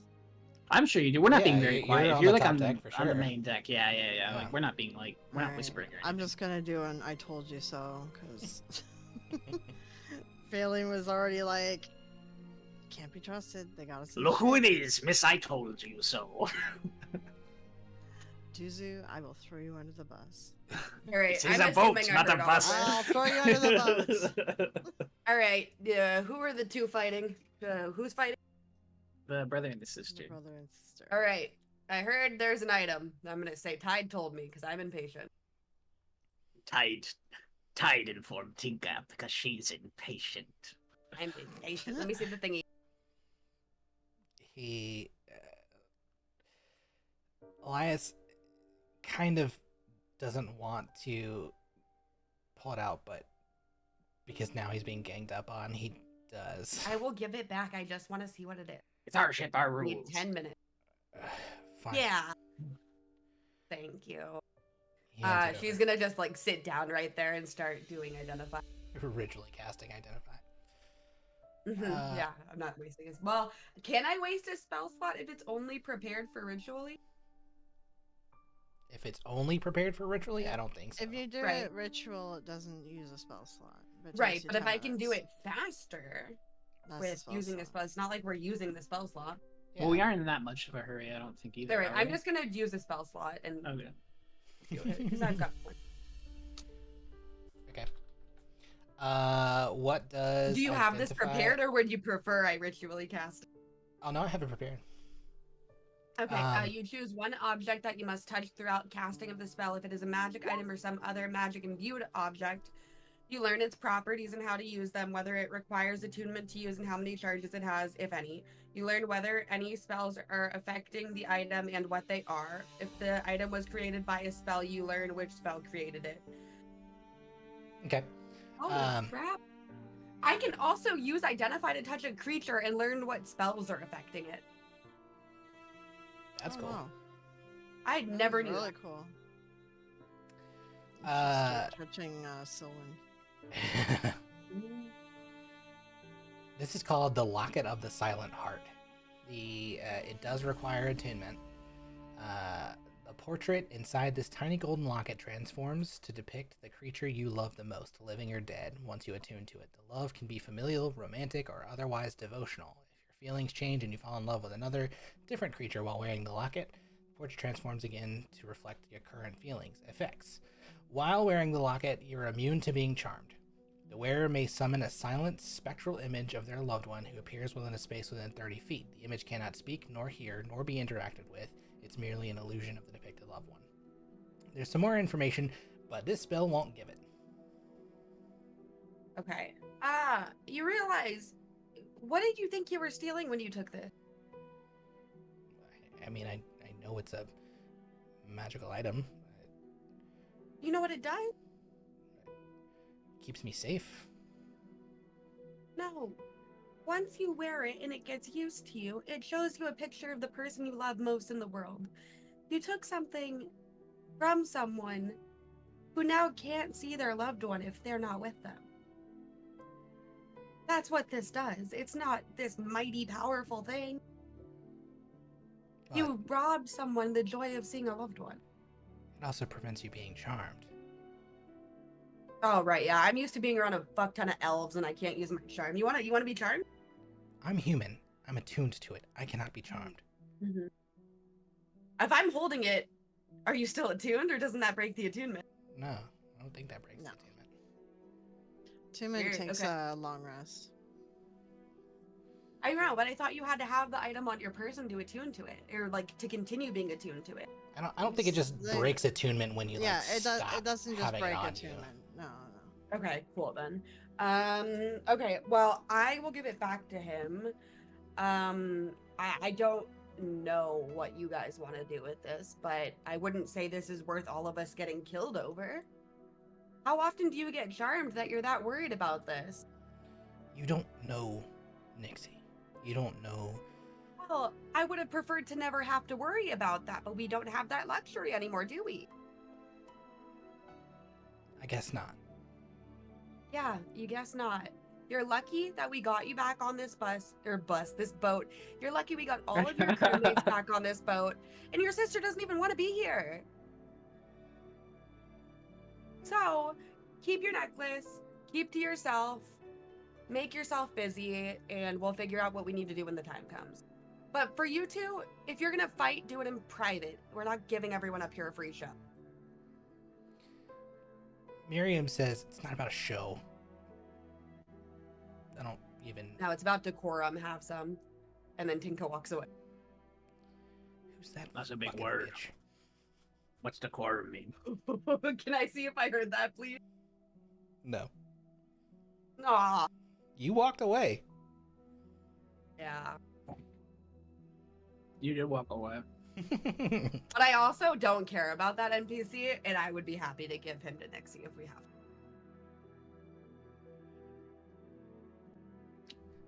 One moment. I was just Well. printing something. Get printed. Pet Brennan. Polly coming in with the D&D distraction. Pew, pew, pew, pew, pew, Dungeons and Distractions. pew. I got a blizzard from my sisters, so I'm pretty excited right now. What kind of blizzard?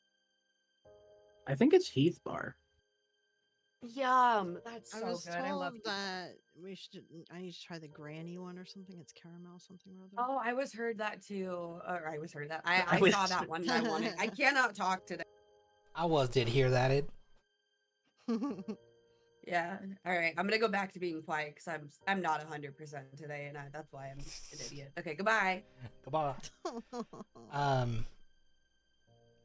They continue to kind of like bicker amongst themselves, but you do see they like walk off angrily. Can I like insight check them? Like, Sure. while Tinka was doing that, just to Yeah, get a feel for how shitty people they are. absolutely. If they're super dangerous or something. Give me one for each.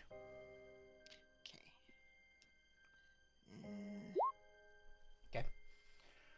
Um, That's pretty good. they are not inherently dangerous. They're afraid. Okay.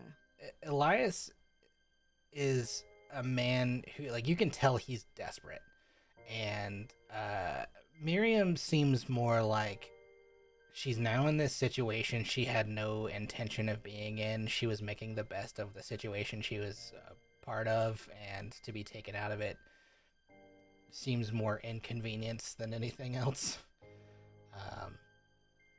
And you kind of like gather that from the little bits of conversation that they're continuing to have. Neither one of them seems like bad. Like they're not gonna be like people to betray you to her or whatever, because you guys have saved them at this point. You can tell that they're kind of like more trusting of you guys. I don't know, is there more information you want? I'm just kind of like trying to get a feel for like how much we should keep an eye on them is the idea. Yeah, they're not like, I wouldn't say like they're dangerous. And in fact, none of the Reavers really seem inherently dangerous. Some of them seem more skilled for sailing. Some of them seem more, I guess, just like bad at their job. But for the most part, they're just people, right? They're just people who needed work, found work. It seems I mean, we come cheap. inconvenient. Yeah, You- it seems you know? inconvenient that you guys ended up going to the place Elias shouldn't have been able to go to. Okay. I'll just let I didn't know they were Tied Reavers. down this. Are the brother and sister Reavers? Elias is, but his sister's not. She works Okay. for Nixie. His sister's ungrateful. She's ungrateful. Well, How, she's going to um, die now. She wasn't 2 days ago. She was a valued Well, asset. You never know when you're gonna die, you know, maybe. What if Nixie showed up and she was just a jerk when she showed up and just killed everybody? I like our chances better on the big ocean.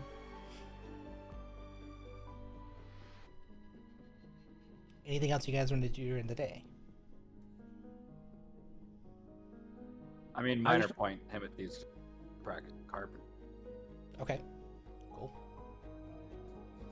I just want to be keeping an eye out for Yeah, I'm not gonna make Any you potential re-roll. chips? I think your nat 20 suffices. Before the end of the day, can I send a message to the sister and say, I know this isn't your fault. We're going to do our best to get you to safety. Sure. She says, thank you. I don't think there is any safety for me anymore. It seemed like you did an important job for them. You don't think they would take you back if this is not something you had control over? That's not the way Nixie works. There's always someone else to do the work. Once you've betrayed her, she's ruthless. Okay, well, just do your best to trust us that we're going to do everything we can. Okay, I'll trust you for now. I have no other choice. Okay, I'll check in tomorrow. Thank you. And then leave that. She's going to go right next to Viz. Go into Viz. Yeah. Back to where she hangs out. Santa would do the same. I think just kind of like continue until. And these are not sleeping quarters for you guys. There's two beds in here.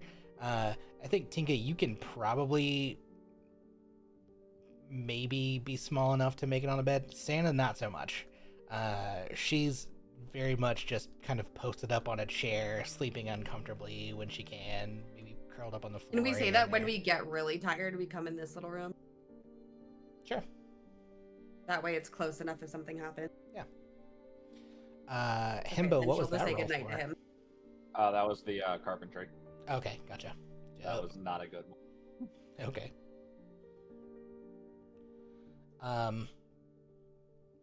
That night, middle of the night, probably around 2 a.m. Nah, this is probably a little bit later than that. 4 a.m. comes around. Nothing much has happened to this point. You're in the deep ocean. Viz wakes up, screaming in the night. Yeah. Yeah, trick. Okay, am I You're within I earshot. heard You would you hear it. listening. All right, I'm here. I think instinctively she's gonna cast Spare the Dying, just in case. Well, the first thing you notice when you go in there is you rush in to see him, he has tears of blood streaking down his face, running from his eyes. He's not dying, conveniently, as he's screaming, but he is in pain. And when he wakes, he says, I gotta remember Viz's voice. God, it's been a while. Want to get blood. It's like, No, is that he's not a Viz's voice? vampire. He's more like islandy, like He's not a vampire. Jamaican, Great. Caribbean-ish. This is not it. This is too Russian. I really don't remember that's Viz's true. voice. I don't know how you would forget. Okay, we can say that they. It's really easy to forget voices. I know, especially when you But haven't he's done the it for like weeks. importantest. He is the importantest. She knows. He's like, She "Hey, knows. No, now you fucked me up. We head for the fountain. She tricked me.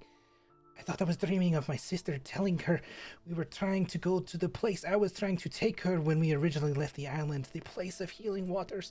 Then she changed from Vixandra to the witch, covered in blood and tearing out my sister's heart. She was strong, so strong, not wearing the red robes, but black, much more like the dark one I recognized from all those years ago, the one who imprisoned me and laid waste to the land. She had some kind of charm. Tinka, do you have paper and a quill and some ink? Yep. She's gonna pull it out and just start writing. He takes it from you and he starts to sketch. Oh god. And he draws for a minute. He draws this. Ooh, interesting. She had some kind Can I of do a charm. history check? In just a minute. Okay. It was a waking eye. It could see me, like it knew me. and heard a voice in my head. Destruction comes to Kyrios. To stand against would be folly. Then I felt a terrible burning in my eye. Pain I have not felt, and awoke to this. And he wipes more blood away from his eyes, and he winces in pain as he reaches for his head. And you see Cyril, the surgeon, rush over with like a glass of tonic and cleaning solution to wipe his eyes away. Okay. Yes, please, history check if you would like. And then I'm also, after the history check, I'm also going to do identify. Okay, that probably isn't enough. So you can't do identify as this is a drawing. It's not a magical item. No, I mean identify on Viz to see what Oh. spells are affecting him. Now that I know I can do that. Gotcha. It's not a spell inherently. Okay. Yeah, the thing that's like, and I guess this is like the weird homebrewy kind of space. It's blood magic that has affected him, and I think maybe what you get from the identify spell is how deeply infected he is. I think it makes sense to give you this information more than you've had before. It is a blood corruption that runs so deep in his blood that isn't related to his own blood. It is something else.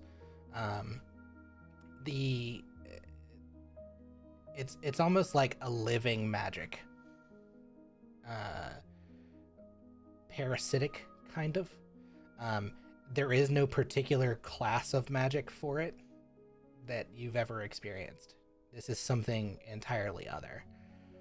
The history check, you don't recall seeing anything quite like this before. It looks quite ancient.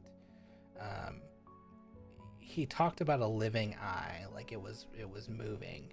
This doesn't come up with anything in particular as being like anything noted, anything noteworthy, perhaps. Okay. One quick question. Remember that blue lady that snuck on the boat a million years ago? That disappeared, and you Did guys she never go asked back about it with again. that? Yeah. I'm assuming she went back with the beast folk. She That would make disappeared. sense as to why she's not here. She actually, you guys didn't notice when she disappeared, but it happened to be at the point Anna's dad transported you from the island you were on when you shipwrecked to the new location. She was not We with you when stranded you on an arrived. island. You don't know. Hell yeah, guys! We killed the blue lady.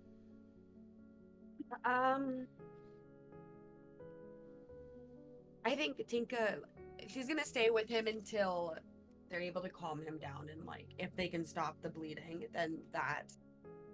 And then I think she's gonna try to just go. We made a little library, right? Yeah, there's a study on the bottom or in the lowest part of the ship. Okay, then I think once he's settled, I think I'll just have her go down there and look through the books and see if there's just anything, because it's not a huge selection, but just in case. Yeah. It doesn't take terribly long, 10 minutes or so, before he kind of calms down and he realizes that it was. He thinks that it was a dream spell, something that a lot of people can do, but usually don't use like that. The study down below, when you go and look into it, it's mostly a lot of books from West Inahar. It's the kind of books that would have probably been a collection of things for the prince that you bought the boat from. There's not really anything of like particular note aside from the books that you guys happen to bring on. So there's, well, I guess if anybody actually put anything down there, I don't know if you would. I did. I had got some things for the kids, but I think that was before I realized they weren't coming with us. Yeah. So we have random kid things. Couple kid books. And then I think, actually, you know what? I think I sent a lot of books back with the other people because I got like seeds and botany books and the spell book for the kid and something for the little otter kid. Yep. So yeah, I don't think we brought any of that. Yeah, it's mostly just like what would have So- been here. Can you give me a few titles of the books that were for the prince? Sure. Just give me a second. Yeah, cool. Generating titles. Yeah. I'm putting him on the spot. ChatGPT, ding dong. Usurping Your Father, Volume 1.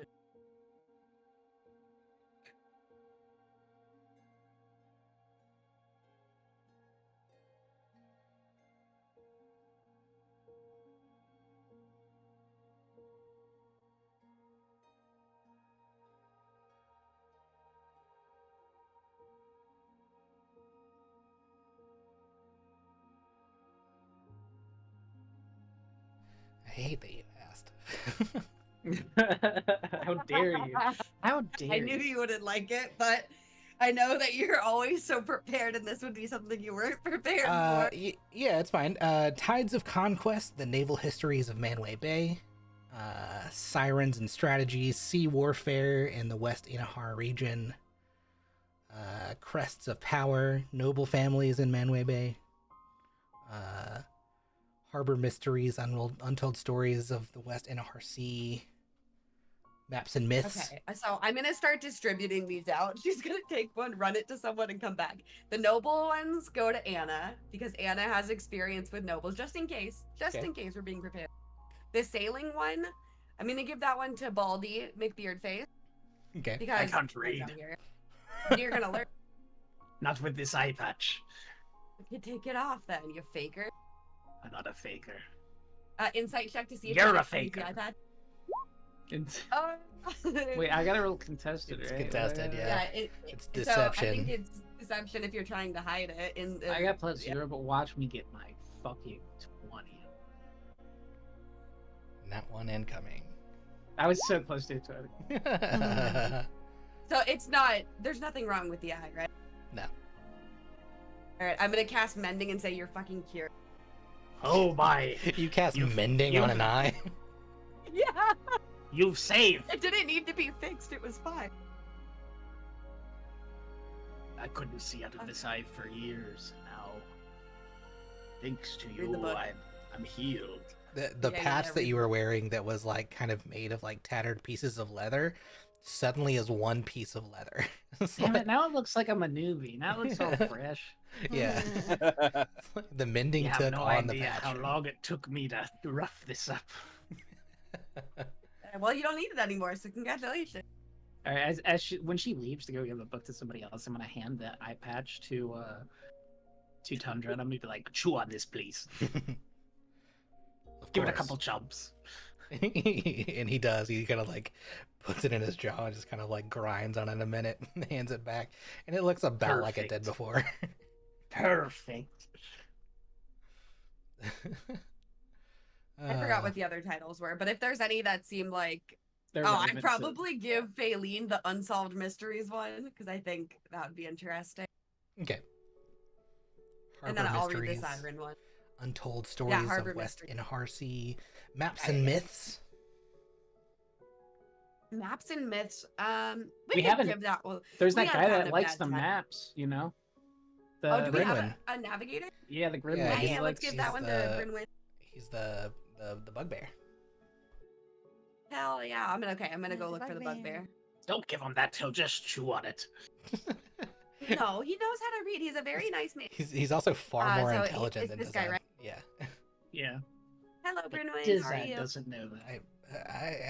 Hey, I'm good. How are you? Good to see you. Yeah. Good. I found a book I thought you might like. Oh, books. I love books. Where did you He find it? loves the taste of them. We have a library downstairs. I was going through the books and handing them out to people if I thought they'd be interested, since it can get a little boring. But this one's about maps around the area. Oh, I love to read. This is fascinating. Navigating the legends of Manway Bay. That's this is interesting. The legends, navigating legends. I wonder what that means. I don't know, but if you finish that one, feel free to go to the bottom deck. There's a little library. Help yourself. Oh, okay. I will. Thank you, Miss Tinka. This is very polite. Very kind of you. No problem. That's what friends do. Oh, Another NPC friendship game. we're friends. Of course we're friends. Oh, okay. Nice to have a friend. Yeah. Of course, I'm here if you need anything. Oh, thank you, thank you. And then he like turns Goodbye. away, like awkwardly. Yeah, they're both awkward. Cool. Is there anything about murder or like killing? I want to get one for Sana, and that'll be the last one, I promise. Oh, you know what? I'm gonna give her the sirens one. I bet she'd like the sirens one. Here, Sana. I don't know if you like reading, but this one seems interesting. You should take it. Oh, okay. Yeah, I read sometimes. Yeah. Something to do while we're in here, I guess. Absolutely. Alright, cool. Yeah, you also do find one called Fog Over Manway: Murder Mysteries of the Misty Shores. Oh yeah, let's give that one to Sana Okay, then, and I'll perfect. keep the sirens. Did you tell like all of the reavers about the library, or just like the adventurers? I just told the bug there. Okay. I don't think I told anybody else about the library. Okay. You notice as you're doing this, like, Tundra has been kind of watching, and as you pass at one point, he goes, "Did you find the study?" I did. You were aware of the study? I was. I like the study. It's nice. Oh, I didn't take any of the books you were reading, did I? I do not think so. It does not matter, though. I read fairly quick. Oh, good. Well, it's... What ones have you read down there so far? All of them. Oh, you've already read all the books. That is correct. Do you want something else to read? I don't think there is I don't- anything else to read. I might have one in my bag, but I don't think I do anymore. That is okay. I can wait. What about spells? Do you know how to do spells? No.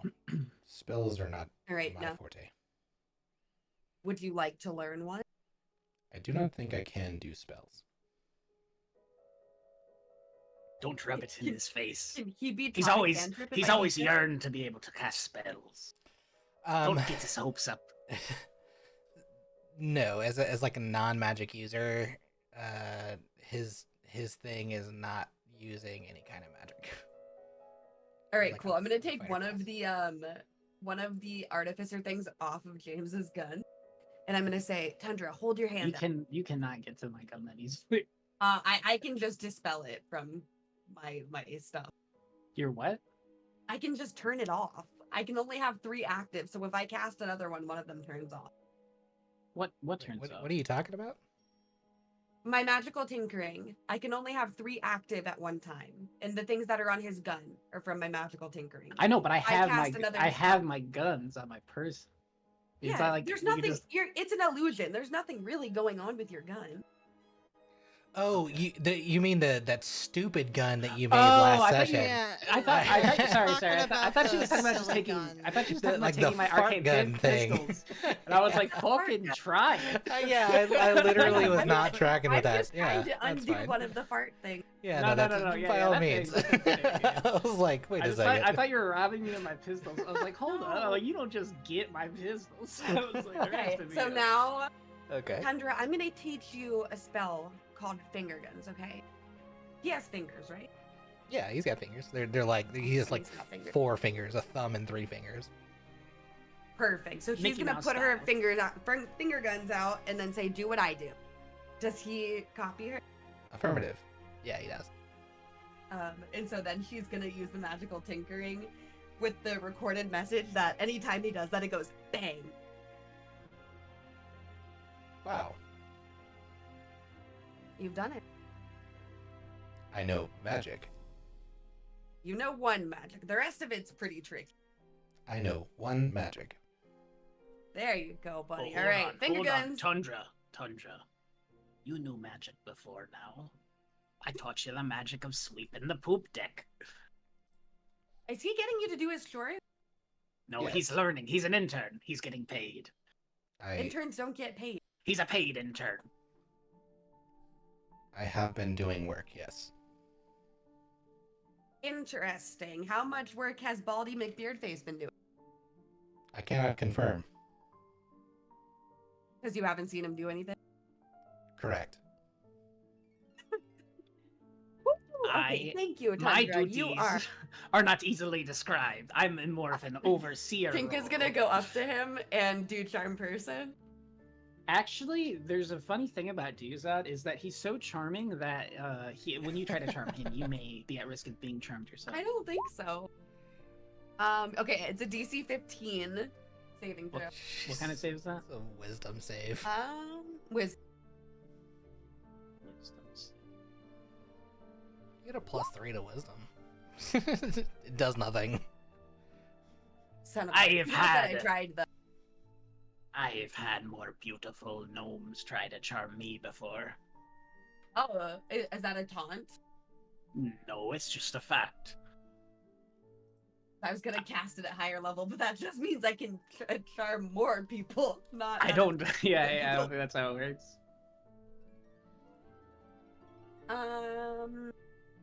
Well, farts. I'm not so You- easily charmed. Yeah, good thing. You better be nice to Tundra, and you better do your at least half of your own chores. I don't have a problem with him helping out, but if you're not doing any of your chores, why are you here? Why do we need you?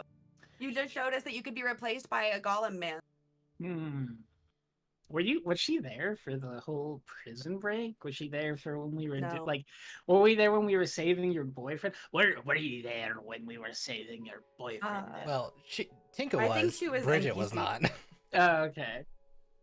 You know I do. Then I do stuff. Like I do tons of stuff. But I am like. I mean, in this moment, you serve no purpose. You have given all of your responsibilities. I to just Tundra. found a 700 gold 2 minutes ago. I wasn't here for that, and I still don't know if I fully believe it. As the Okay, DM, I Tundra. confirm. Tundra, if he tries to get you to do his chores for him, I want you guys to insert thing that makes sense in story here. Roll a d20, and whoever rolls lower does the chore. Does that make sense? Negative. Fuck. Flip a 100. coin. Tundra Flip is a like. coin. Do you know how for the a captain D2. has a first mate? Tundra's like my first mate. You don't get to have a first mate. Oh, but that's the thing. I am the leader of the Reavers. He's not a reaver. Well, we're trying to change that. I could be a reaver. He Tundra, could be a no. Reaver. Do Look you at him. want- He has gumption. Tundra, do you want to be okay? You know what? I'm actually okay with this. After And- your chores and are I'm done, paying I him. want you. I already- want you to start already teaching him paid how to use a sword. What do you need a sword for? Look at those arms. What They was do the hand-to-hand combat training? You know what? You know Sana. Yes. what was the nature of his attacks? I can't remember. Sana does hand-to-hand combat. It might be good for you guys to practice and learn from each other. But just Affirmative. don't intentionally hurt her or kill her. Just practice. Confirmed. Okay, I've had enough of this. It was nice seeing you, Tundra. You as well. And she leaves. Tundra, Alright, did you goodbye. see how she tried to charm me? Affirmative. It did not I work. knew I was handsome. I knew I was handsome. Ew. Everyone tried to charm old Duzad. Is that what that was about? Something I imagine. How does one tell? Hmm. Well, I guess you would just have to make your best guess. Okay. He kind of just like awkwardly stands next to you, not doing anything, just watching. Yeah. Now when he mops now, you're just gonna hear bangs going off every 5 minutes. Bang bang. Love it. Cool. So this is day 11. Anything else anybody wants to do during this day? It's kind of a free day. It's up to you. Is this a new day? Yes, go ahead and roll me another d20. You need an 18. Do I have to do another survival check? You can. Yeah, sure. Is this one at advantage as well, or? Yeah. Since we're doing it in lieu of tide rolling, I'll let you do it at advantage. Okay. I'm also like, does Leon need to roll anything for? I know you said like he had exhaustion or Nah, whatever. I'm not gonna too, make you right? roll. So- Technically, it's like you get over it after a full day. Well, like a long rest. If you rested for a full day, that's plenty of time to be able to Yeah, like I've- recoup. Yeah, I've kind of had him just be like scuttled away, like For sure. recuperating. So okay, perfect. Yeah. So is that at the end of this day, or can you do something like today? No, I then? would say like by the morning, you're probably feeling well enough to get up and start moving. Okay. He's like, whoa, I just felt like I Um, ate a whole bunch of ribs. Holy cow! What do you know? It's almost like I Roll did for just, rib smell. Oh, do I? Let's see. There's a real How do you heavy feel about rib that? Is that- stink that comes from Leon. I guess you Alright. smell like bad rib. it How smells dare like you. rotting beef. You rolled a 2. Yeah, dude, that's on you. Roll high. Oh. Fine. Okay. All right. Well, Leon is actually gonna also seek out Mr. Tundra. Okay. And he's gonna kind of pull him aside away from, maybe Duzud specifically, but really from. Yeah, I'm not, Paul. and I'm not with him like Mm. all the time. I was talking to him a lot yesterday. And he's gonna ask, do you remember Colosia, or were you at what's the name of that place again? Farangol, or no? It wasn't Aethagora. Farangol, Eighth Agora. Were you at the Eighth Agora your whole life? The Eighth Agora was part of Colossia. It was within it.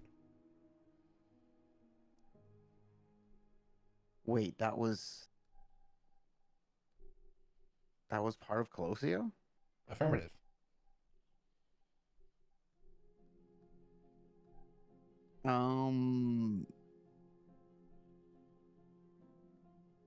So Leon is also aware that there's like another part of Colossia that's like sunk somewhere like a long ways away, right? So like, Correct. is he able to connect why that would be the case? With this current statement, like, is he able to connect the dots there? I will let you do for me this. Roll a. What do I want to call this? It's kind of like insight, but not really. Like you're inciting yourself, maybe. No. Okay. Yeah. Go ahead, but roll that at advantage. Let's do this. Okay. Because I just meta dumped you a ton of information. That's fine. Okay. The city of Colossia was huge. It was called Colossia because it was colossal. The colossi are colossal, right? They were titans in their own regard. The whole city spanned hundreds, if not thousands, of miles. The Eighth Agora being part of a major city like that is not a surprise. And if the city was truly destroyed, it might not have been the whole city. There may be ruins that exist from the outer parts of the city or from random parts of the city. If what you remember of the destruction was it hit the city center, the palace structure that like you were used to was completely obliterated. The location of the Eighth Agora being on the coast, or like near a coast, pretty near a coast, it's not surprising that if a part of the city survived, it would be on a coastline somewhere. Right. Okay. Okay.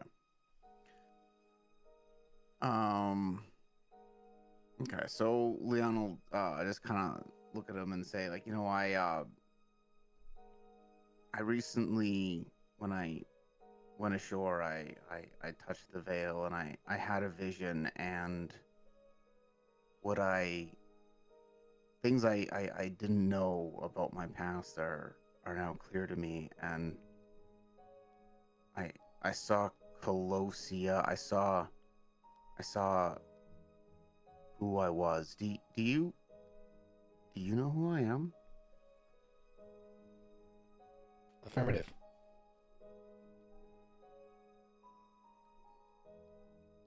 will you help me reassemble the Aeon Shard? Affirmative. Thank you, Tundra. And Leon will take the shards that he does have and like press them against Tundra again. When you go to reach for the shards, he actually pauses for a second and asks you to hold them, like if he can hold them in his hands.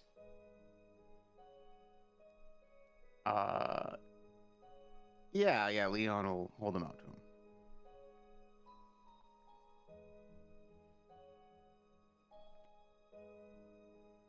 Azraelon, you are the last of your bloodline. These were yours to begin with. I see now you understand who you are.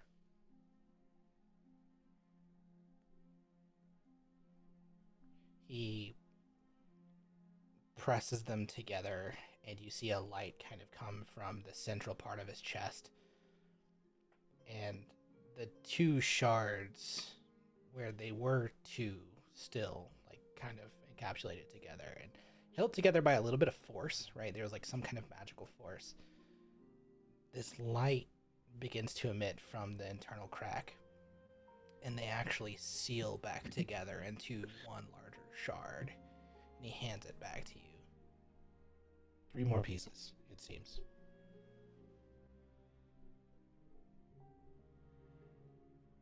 Yes, and then we have to find the orichalcum as well. The sea is vast. Do you have any idea where it's located?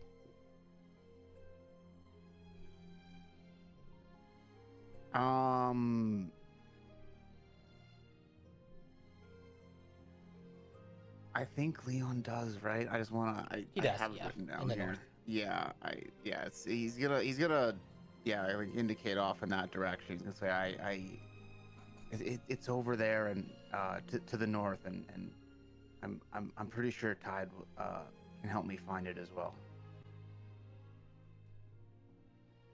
I will accompany you on this journey, and do whatever you ask.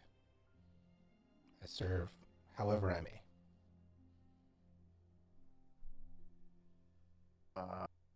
While I do appreciate that, Tetris has given me my own free will, Tundra, and don't I I'm not going to give you commands, but I accept your service of your own will.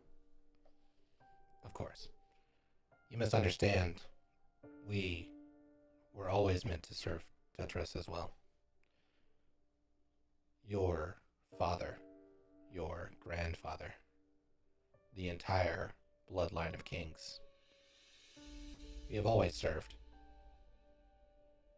We were made for a purpose. I stand by that purpose.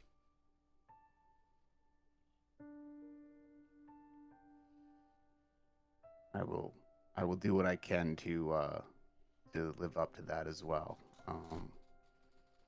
Serve Tetris.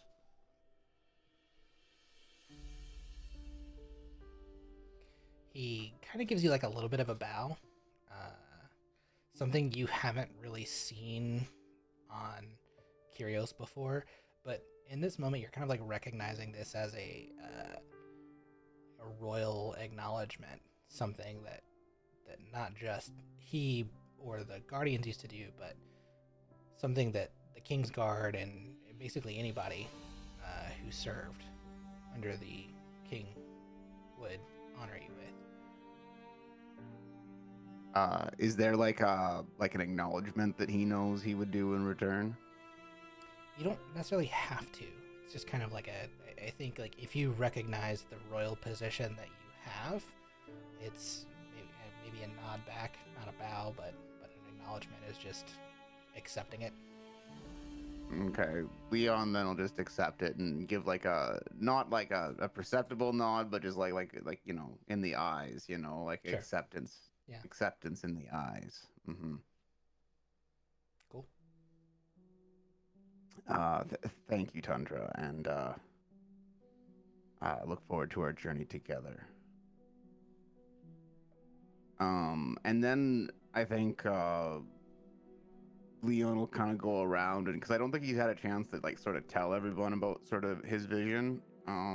So I think he'll kind of go around and give everyone sort of the high level about sort of what he saw and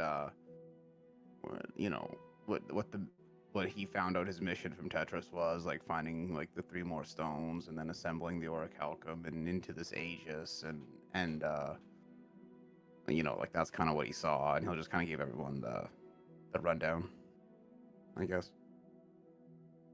Meta unlock. Yeah. Free meta. Himothy, when Himothy's having that conversation with Leon, Himothy's gonna be like, "Yeah, so you gotta assemble that, the shards back together. I gotta figure out how to get Elantari here back together. I know Rakdos has one of the shards, one of the fragments of Elantari, but there's got to be like 7 others that we gotta track down at some point. I'm sure." Yeah, absolutely. Yeah, I'll help however I can. He specifically won't be telling everyone though, like who his heritage though, just that he saw what we have to do, just to clarify. Keep that a secret for now. New King Leon.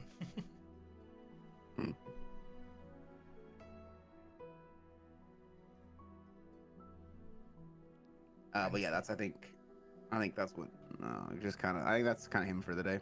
Cool. Anybody else with anything else you want to do in the day? Absolutely. Hey, Sana. Yeah. I have something set up for you. Are you how's your energy? You feel pumped? I wouldn't say pumped. No. Do you want to work out? I Sure. got to work out for you. Yeah. All right. Come with me. Let's go up to the top deck. Okay. All right, Tundra. Leon's not here anymore. Probably not. All Yeah, right, no, Tundra's just by himself. Yeah, he probably went back down to. He's probably still kind of tired.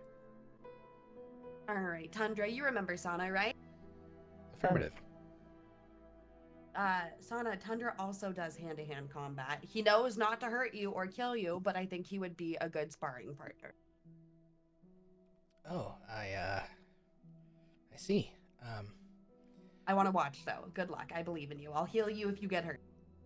He's Okay. just gonna sit here and watch. Okay. Tundra, is it okay if we spar? If we, I feel weird. Can you even take hits? Affirmative. I have a testing mode. If you attack vital organs, my eyes will flash red. Oh, that's pretty cool. All right. Well, let's do it. And then what you see over the next probably like 10-15 minutes or so is they kind of go at it. It's kind of like a Real Steel meets Karate Monk, where he moves a little bit slower than her. She's really fast, and she comes in with like literal rabbit punches of speed with her fist. But then when she hits him with the like a back leg, she'll do like a roundhouse kick with these big powerful feet. It actually does knock him back, which is strange for as big as he is. It shouldn't necessarily do that. And you do see like flashes of red from his eyes whenever she hits like center mass in his chest or in like parts of his head. And But it's not hurting him, right? No, it doesn't Okay. seem to be, at least to the degree that like he's not like breaking down or anything like that. Right. Like if it looked like anything was hurting him, Tinka would stop everything. Yeah, he seems pretty beefy, pretty big rock person, rock being.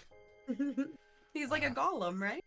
I mean, Gollum is a close approximation. He's closer to a warforged as far as like Oh, a gotcha. class. But he is a colossi is the term we're using in our campaign. Okay, cool. Yeah, he's a And then small one. after, I'll probably do one more. Cool.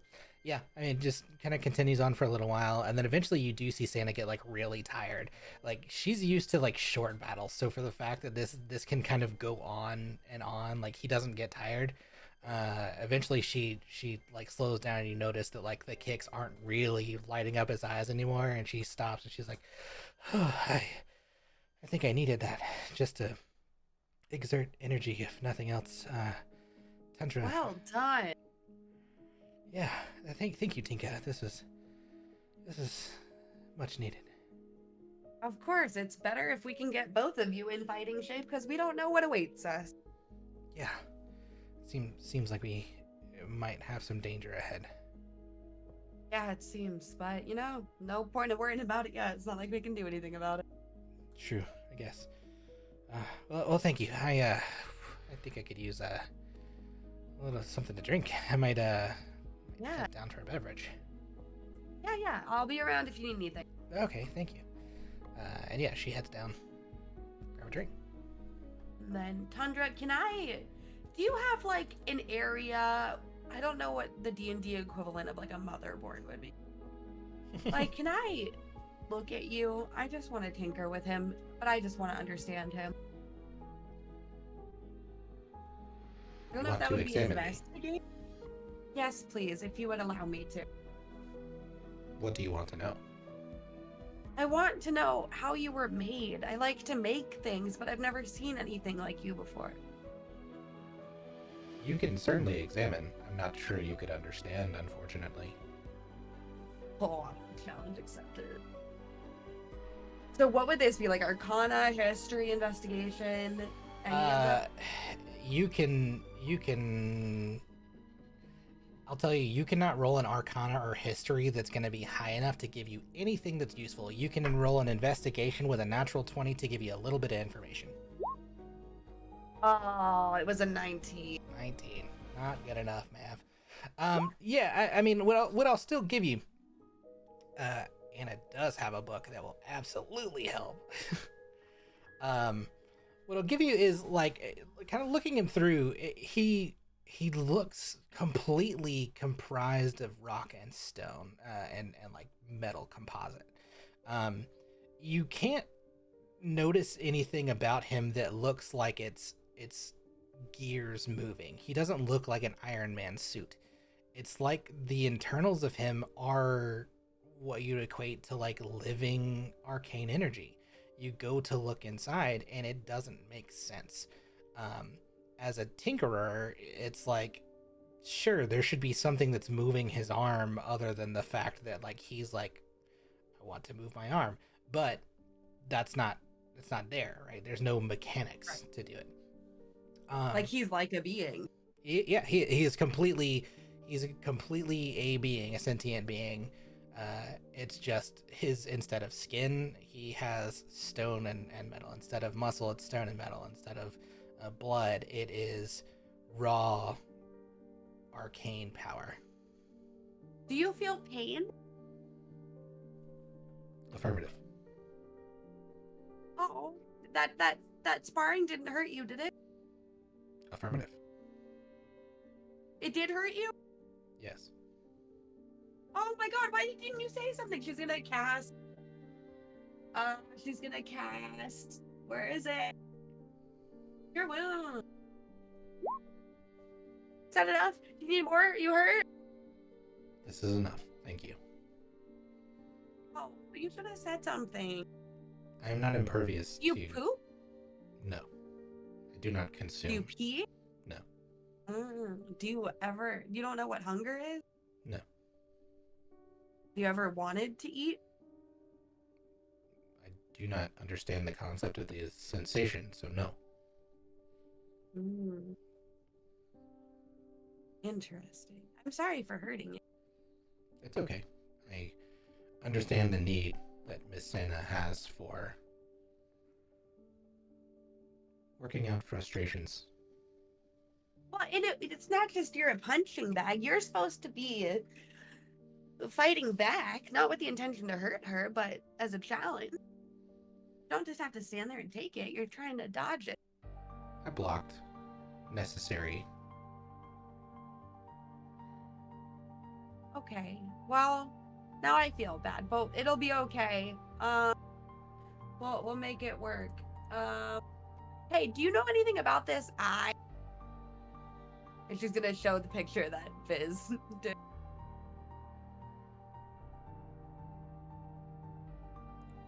This is a strange creation. Do not think I understand what it is. Yeah, me either. Have you met Viz? I have not met Viz. Oh, he's cool. You'll like him. He's just sick right now, but he's really cool. I understand. I cannot wait to meet him. He's got blood sickness. Blood sickness. What is this? Yeah. His blood is all icky. It's making him sick, and we have to go find someone to help him. I see. There are no healers that can assist nearby. Not that we've been able. You want to take a whack at it? Do you know anything about healing blood? I do not. I am no healer. Anything about purification? Negative. Yeah. That's the situation we're in. We got some healers, but not anyone that can do as much as we need. I see. We venture to a location he can have assistance. Yeah. We're gonna find a fountain or some shit. I think that's what we're doing right now. I see. Okay, I'm gonna take a nap, but thanks for hanging out with me. Of course. Best of luck. Goodbye. Bye. Bridget's so tired. I'm trying to. Bridget's tired. Well, anybody else anything on day 11? I've got Timothy's gonna go into Leon. Hey, knock knock. Do you want to do any little sparring and work on working with your shield?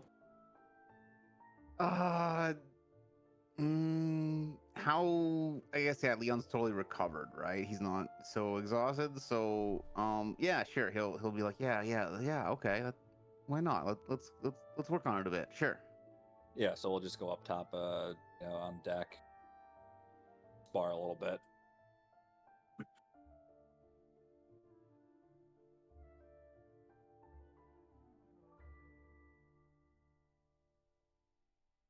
beep boop beep.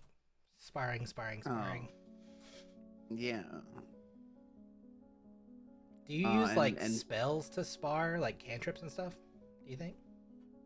Well, I'm just using my sword. Absolutely. I mean, of course. He's trying to. Yeah. So you just he's just blocking your vague attacks. Yeah, and I'm Yeah, like- teach him how to use a I mean, shield. yeah.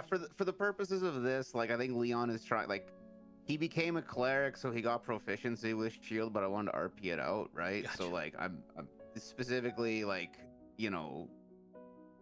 Timothy would be attacking and he would be blocking, right? Gotcha.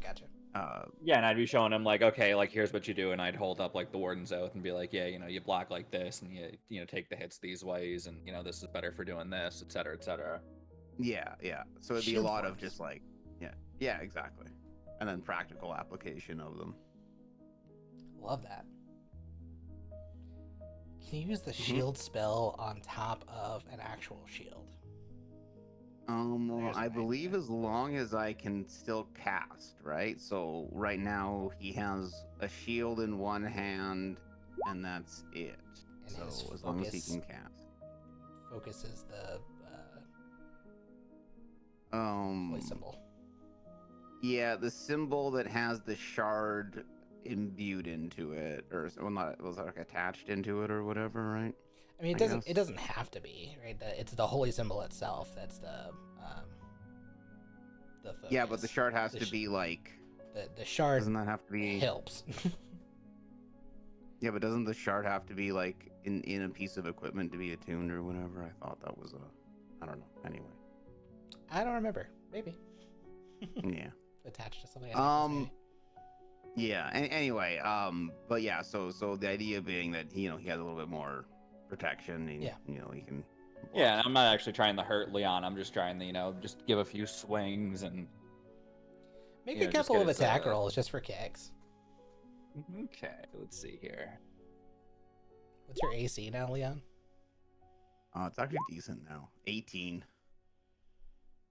How many do you want? You Well, want three actually, of you know, them? he probably wouldn't have the armor on, right? If he takes this off, he only has what would he have? 14. He would only have 14, so he wouldn't have the full armor on, right? Oh no. we're not gonna I'm like. sure he wouldn't be striking Yeah, at not me with not his the fucking. not the. We'll say you're hitting with the flat of the blade, not like the cutting Yeah. edge. So it's taken some time. Himothy's a really good swordsman, and so like even with your new shield, maybe you're just moving a little too sluggishly. The 15 like it glints off of the shield but still hits you, so like at least it made some contact. With the 24 and the 20, like you're just not quite getting it. And I mean, maybe Timothy being a little bit dumb and like over assuming Leon's Right. abilities and thinking like, oh yeah, I should be able to block this. It's easy, just do what we Yeah, said. it's easy. Leon takes a couple shots. He like winces, but he keeps like trying to move on. He knows he's got a job to do. He can't get hurt too easily. He's got to learn how to do this shield thing. So Roll for endures. me 3d6. All right. Not you, but Himothy. Oh. You take 9 points of damage. Not the worst, but it does hurt. And I mean, any damage I do to Leon, I'm just gonna heal with Lay on Hand. So.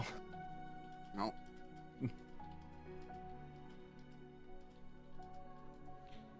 Cool.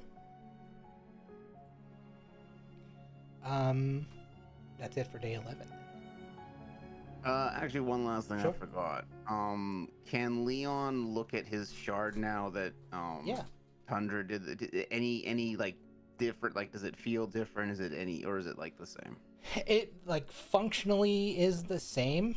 It's just a singular shard now. Like you feel like some of the magic has come back into it. Like whatever, it certainly seems like he got to feed off of it a little bit maybe. But Mhm. like 2 individual shards versus 1 singular shard, it seems to still have like a little bit more radiance than it did in the 2 pieces. It's now uniform or unified, and you can tell that it's unified. It has that. I guess you could just feel it. Okay. All right. Functionally, that's no it then, difference. yeah. Okay. Cool. That night, Tinka, where do you go to sleep? Do you go across the room or across The the bed hall? right across the hallway. Okay. How quickly do you think you fall asleep that night?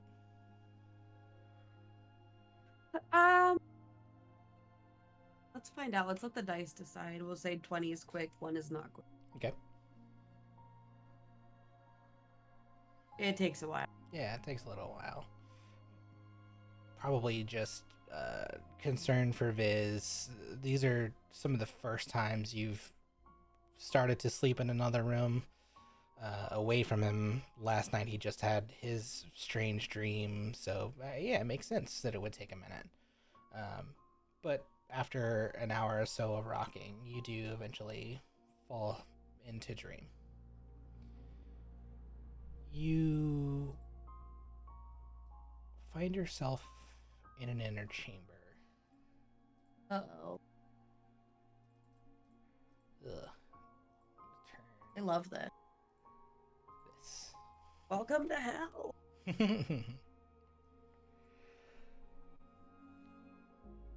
It looks eerily like the place you and the group found Viz a week or so ago, 2 weeks ago.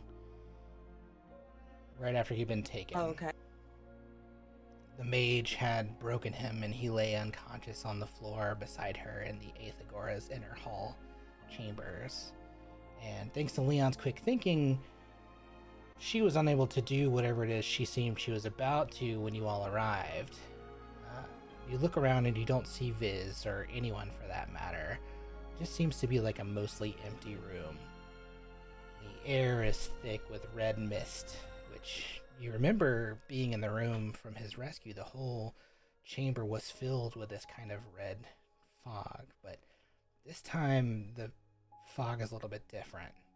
It doesn't seem just like a fog or mist, but rather this seems more like the vapor of the blood that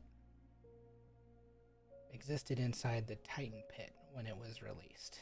That blood had vaporized into the air, and so in this dream you almost sense like a tacky feeling in the mist, and it smells heavily of metallic, kind of like you can almost taste it.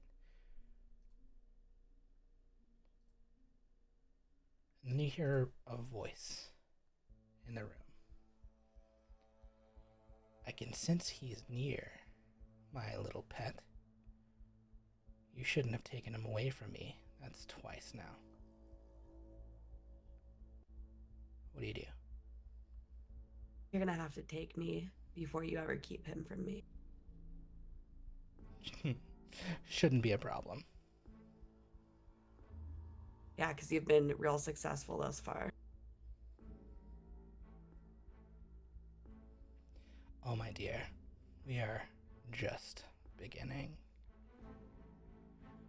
You see, He's all you want? That's all you're living for, to take the dragon? Don't you have another one? you'll soon learn. Ahead of you in the mist, you see a swirling of dark red smoke. And the smoke becomes almost physical, and then you see her emerge. It's not fair that she's so pretty. Almost dark black robes. They're red, but they're also so dark they're almost black. She steps forward, clearly wanting to be seen, and you can see as she has a smirk on her face, and she lifts up her right hand clutching something. Make for me a perception check. Okay, how far away from me is she? Oh, a natural one. I don't see a goddamn thing. I guess in this room, 15 feet. Why? Can I just hold an action for if she gets within 10 feet? If your action is to try and cast a spell in a dream, the answer is no. Damn. All right, even if it's a cantrip? Doesn't matter. You can't. They're not within range in a dream spell. Okay, then I want to do something else. You know that little tiny pocket knife she has? Sure. I want her to intentionally cut a small area of her arm to see if it's there when she wakes up. Okay. You go to cut your arm. She smiles as you do it. You notice what's in her hand. You don't really see much else, just what's in her right hand.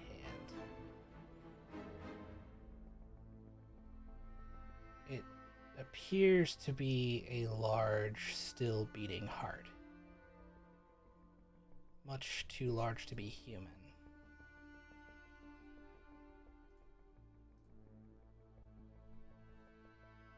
Does it look like what I would assume a dragon heart to be? Yeah, it's probably about the right size to be a young dragon's.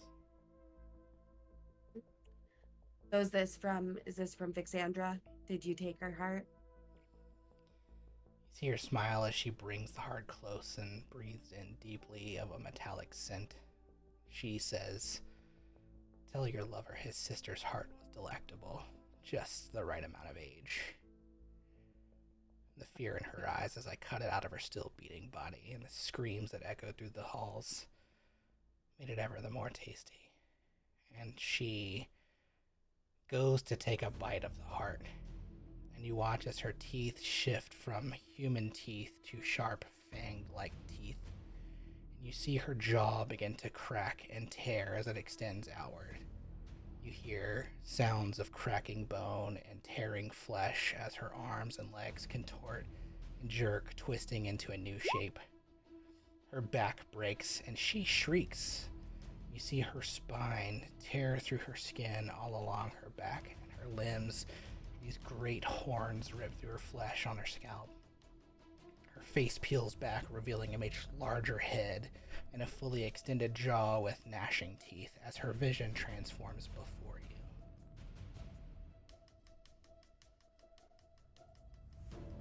What remains of her human skin sloughs off the body. The beast standing before you is a nightmarish, enormous dragon. You hear one last piece of voice. Behold, I am coming. You should make for me You a can't say wisdom that. saving throw. Is it against magic? Technically, yes. Yeah, I get advantage. DC 17. Yeah, I don't need it, but You don't yeah, need it. suck my nut. Conveniently, you don't have to stay in this dream. You wake up from it. Can I stay in the dream? You can. If you do, you will take 3d6 of damage. I will come out of the dream. Okay. Is the cut still there?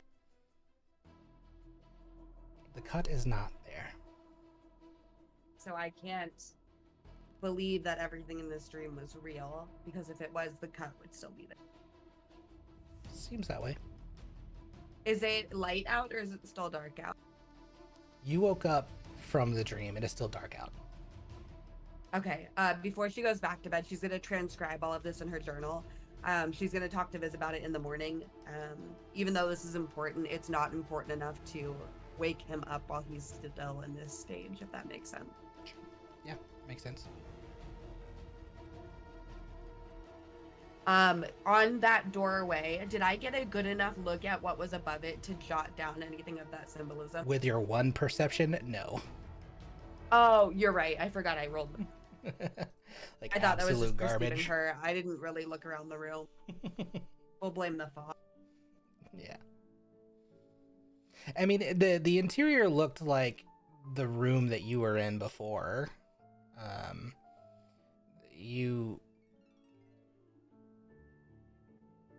Let's see.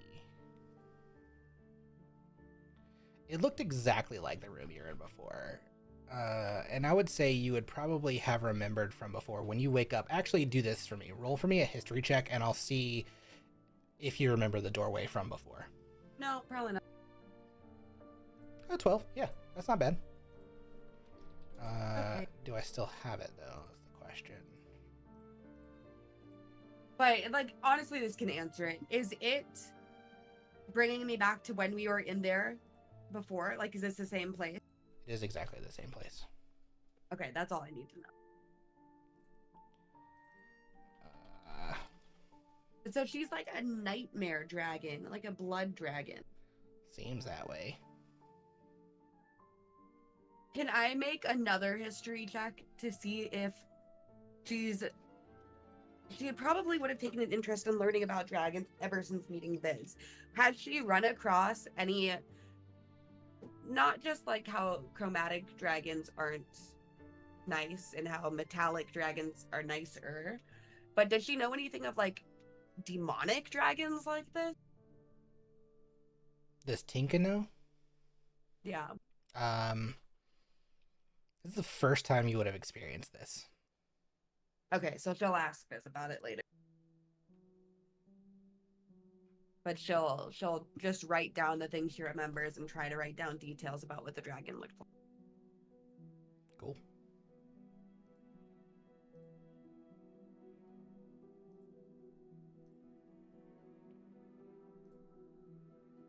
That's it for you. Do you go back to sleep? What do you I do? think that's probably go back to sleep, and then morning time comes, she'll go over it with it. Cool. Yeah, nothing else happens during the night. Just your strange dream. You saved, so you do get a restful night's sleep. Had you not, you wouldn't have been able to get a night's sleep. And damage.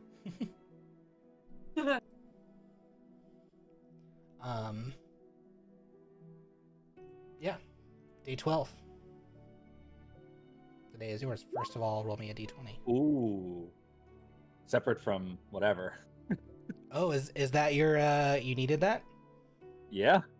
Oh, and I did Tinka just it. got hers. Okay, great. Timothy, what did yours represent, and what does it mean? It's a secret. You'll find out. Okay, Find out that's in our fine. Bro. Cool. So you both have had successes. That's great. The morning has come. The day is cold. It's very cold. Let me put you back on the ship and not in this weird dreamscape.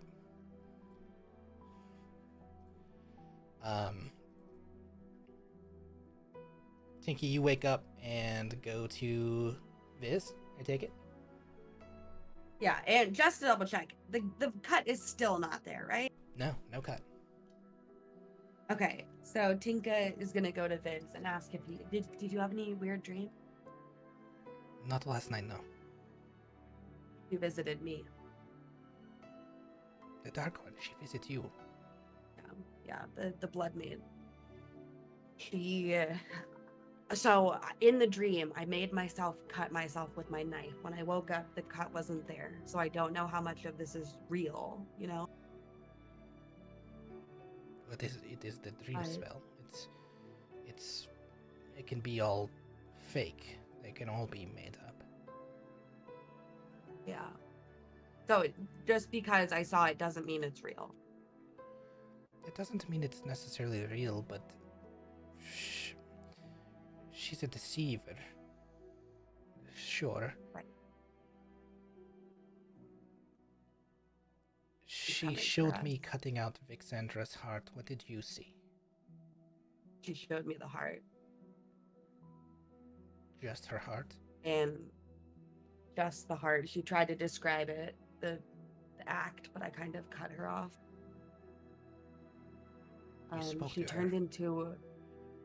I did. She wasn't as intimidating as I thought she was gonna be. I've never really been that close to her and talked to her. I think it might be partially an act. I don't think she's used to being challenged like this.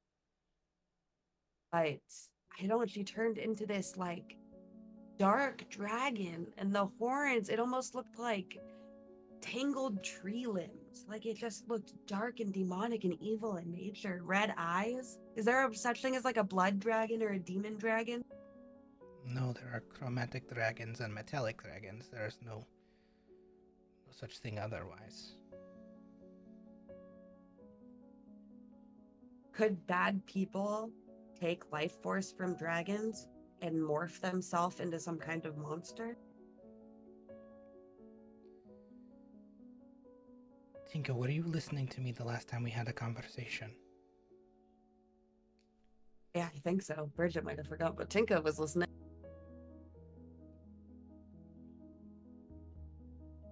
When she had me in there, she had revealed she had consumed all of the last dragons. She has been doing this for centuries. I cannot say if it is with the intention of becoming a dragon herself. I do know she has been, whether it's consuming dragons for transference of life force, which certainly is possible, or transference of power. That's why she was trying to weaken us. That's why she's come after Vixandra and I. I think she was trying to... From what I understand is the stones that she originally had. She was using it to go and affect the past, because there were no more dragons here, or in whatever the original timeline was. And so she had to go and find dragons elsewhere, which is why Vixandra was alive when we found her. She'd been captured from a different time, a different place. Right. So this may very well be a completely different world than what it started as. And if she is trying to traverse these... I don't know what else to call it. Timelines. trying to rewrite history in a way that benefits her. Perhaps. Perhaps she's just trying to survive longer than she's supposed to.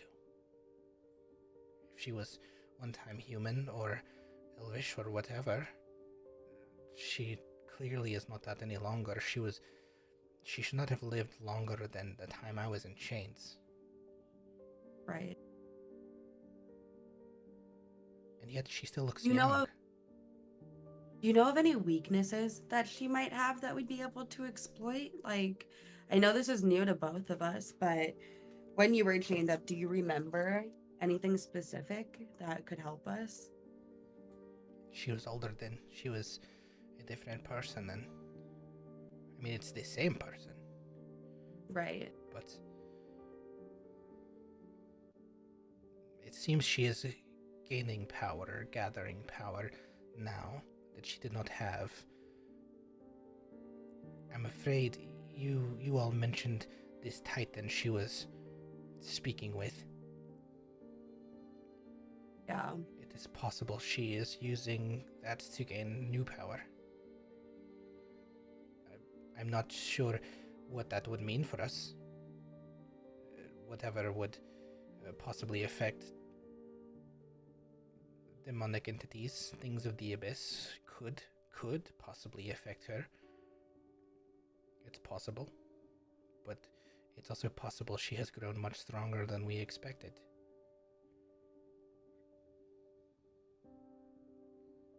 I wonder if we were able to rally more support, if we would be able to defeat her. I don't know if we can do it right now. But like with Anna, if we spoke with her dad, maybe he could help us with troops. I don't think that we're just going to be able to do this on our own, but if we don't defeat these people, we're dead. We're all dead. You said she was not that intimidating. Well, by herself, no. It seems like all of her power, all of her motivation is external. Her by herself, without her magic, she is nothing. She is an old, frail person. If you separate her from what she's stolen and taken onto herself, she's nothing. That's what we have to figure out how to do. Separate her from her magic. That sounds ridiculous. If she has stolen power, you cannot undo that. I know. I don't know how we're gonna do this, and I'm just trying to figure out anything possible.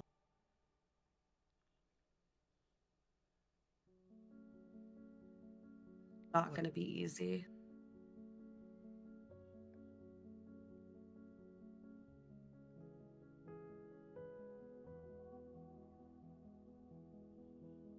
If this is a new, more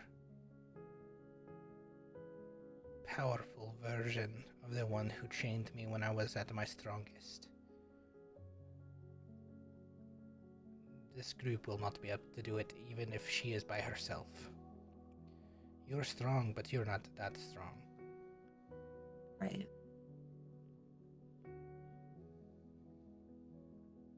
We're just gonna have to keep evading until we have a backup plan. She knows we head for the fountain. Right.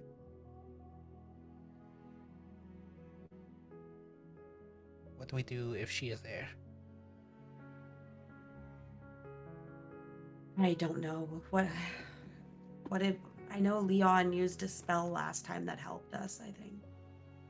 Bridget wasn't there, but I think that's what happened. We could try and get creative with using spells together to paralyze her or create boundaries or protection. I don't know. We're gonna have to sit down as a group and talk about the plan before we do anything.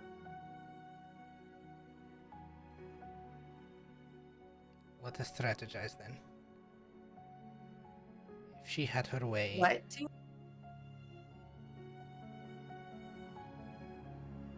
Sorry, I don't know what you said. Let us strategize. Okay. Well, she's obviously not a good entity. She seems evil, demonic. So things like getting Leon's input would be really helpful. Because, like, you've seen between Leon and Selwyn, when he gets all radiant and holy, it hurts her. And she's probably similarly evil or something. Yes, perhaps. Perhaps that is the answer. Radiant stuff. At least this, Which, if that's the case, that's a bummer. Because I don't know if anyone but Leon is able to harness that. it is a starting point, though. It is. It is a place where we can start. And if anything, maybe I can use my artificer stuff. Maybe I can try and learn more about, I forgot what it was called. Celestial stuff. Radiant damage. I can research. We have time to kill. I'll do whatever I can. But because I have to talk to everyone, because I don't remember what's worked in the past and what hasn't worked. But I think a good conversation will help us be able to come up with a plan. Okay. Well, whenever we need to have that conversation, I would like to be a part. Yeah, of course. I wouldn't have that without you. But for now, you need to rest. And if she visits your dreams again, come get me. Have someone come get me. Of course. Do you still have that parchment in the quill? Yes. Okay. I'm gonna give him the notes that I wrote down, and then just some extra parchment. Just if anything happens, write it down before you forget. Do you give him the notes that talk about eating her heart? No, probably say we omitted that from the notes entirely, just because there was intention to share that. Okay. Cool. Because if it was real and she did that, he doesn't need to know that in the state he's in right now. Sweet.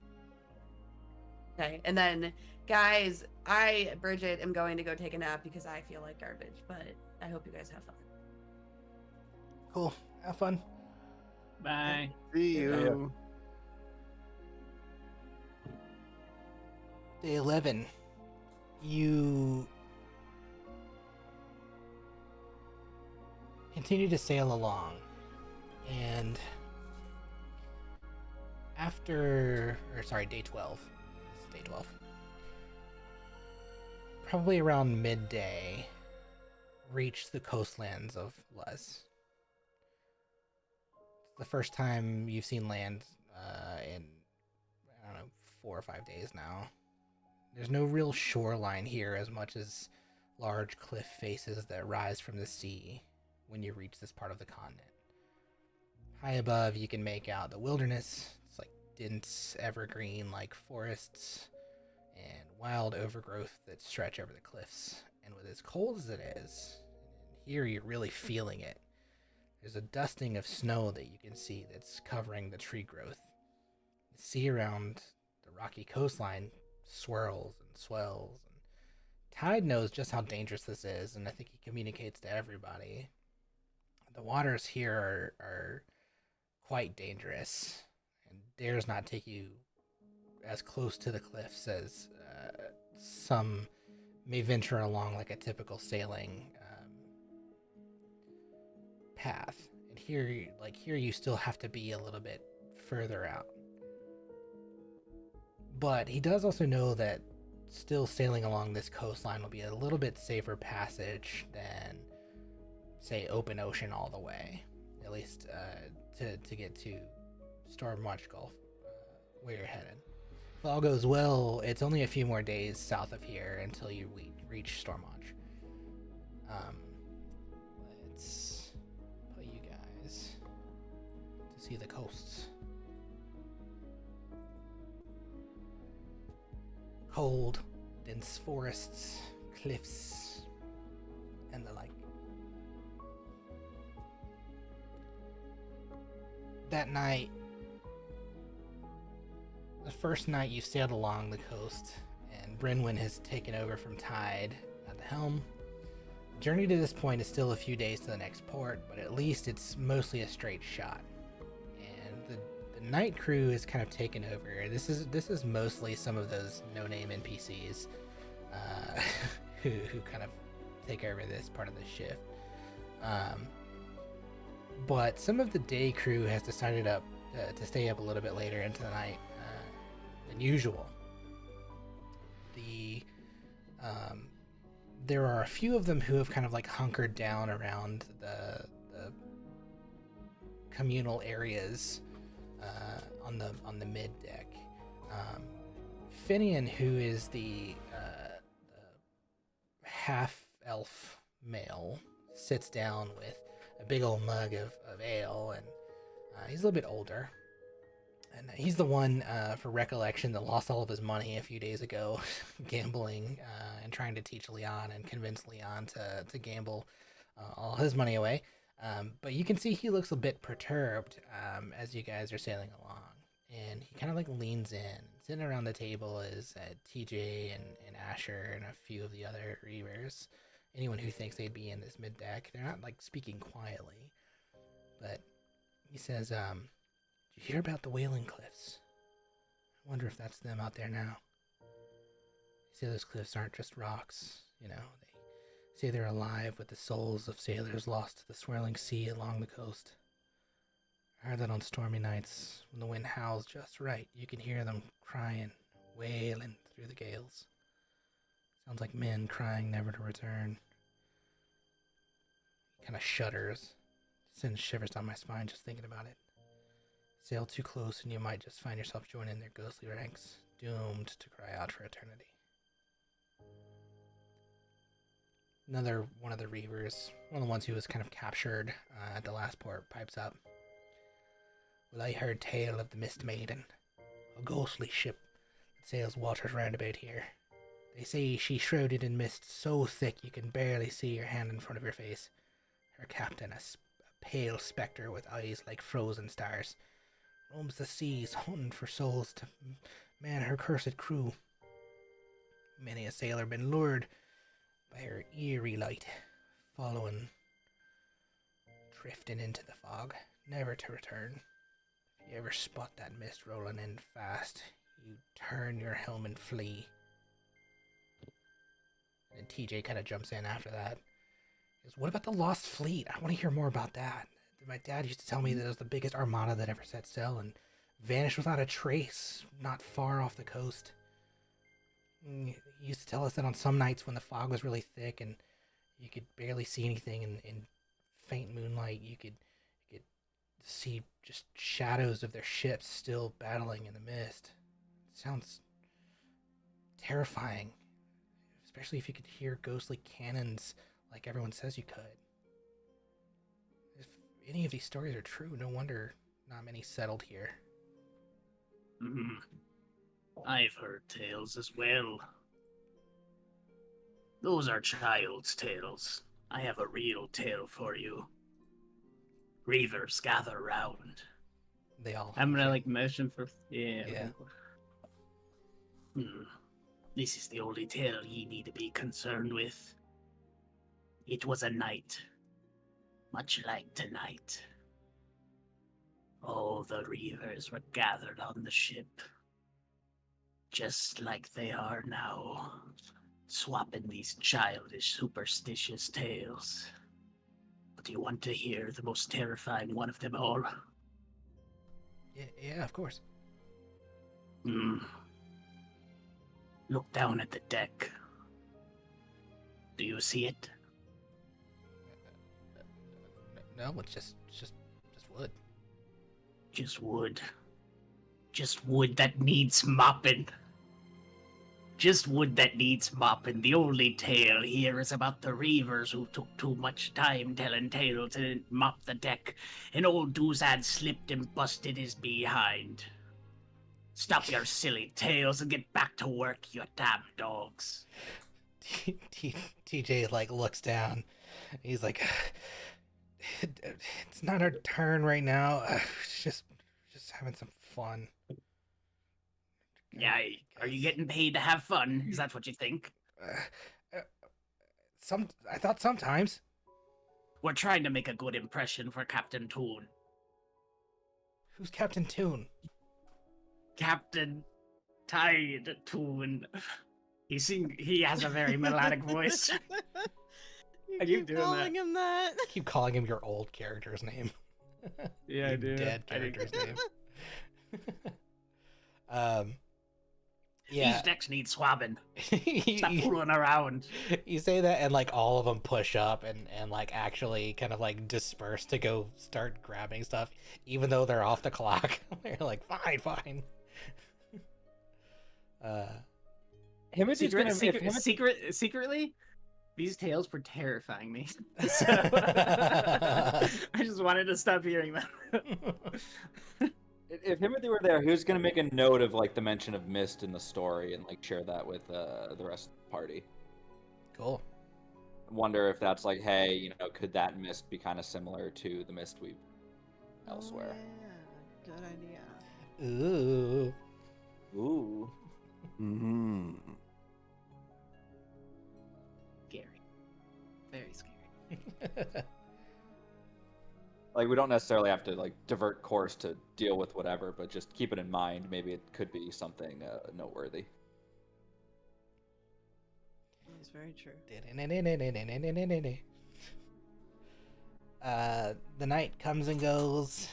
Nothing of major note happens. Day 13. Lucky number 13. Lucky number 13. Getting on towards close to 2 weeks since leaving Manway Bay. Dizad, would you roll me a perception? Is that just normal? Yeah, regular perception, and then a survival at advantage. Okay.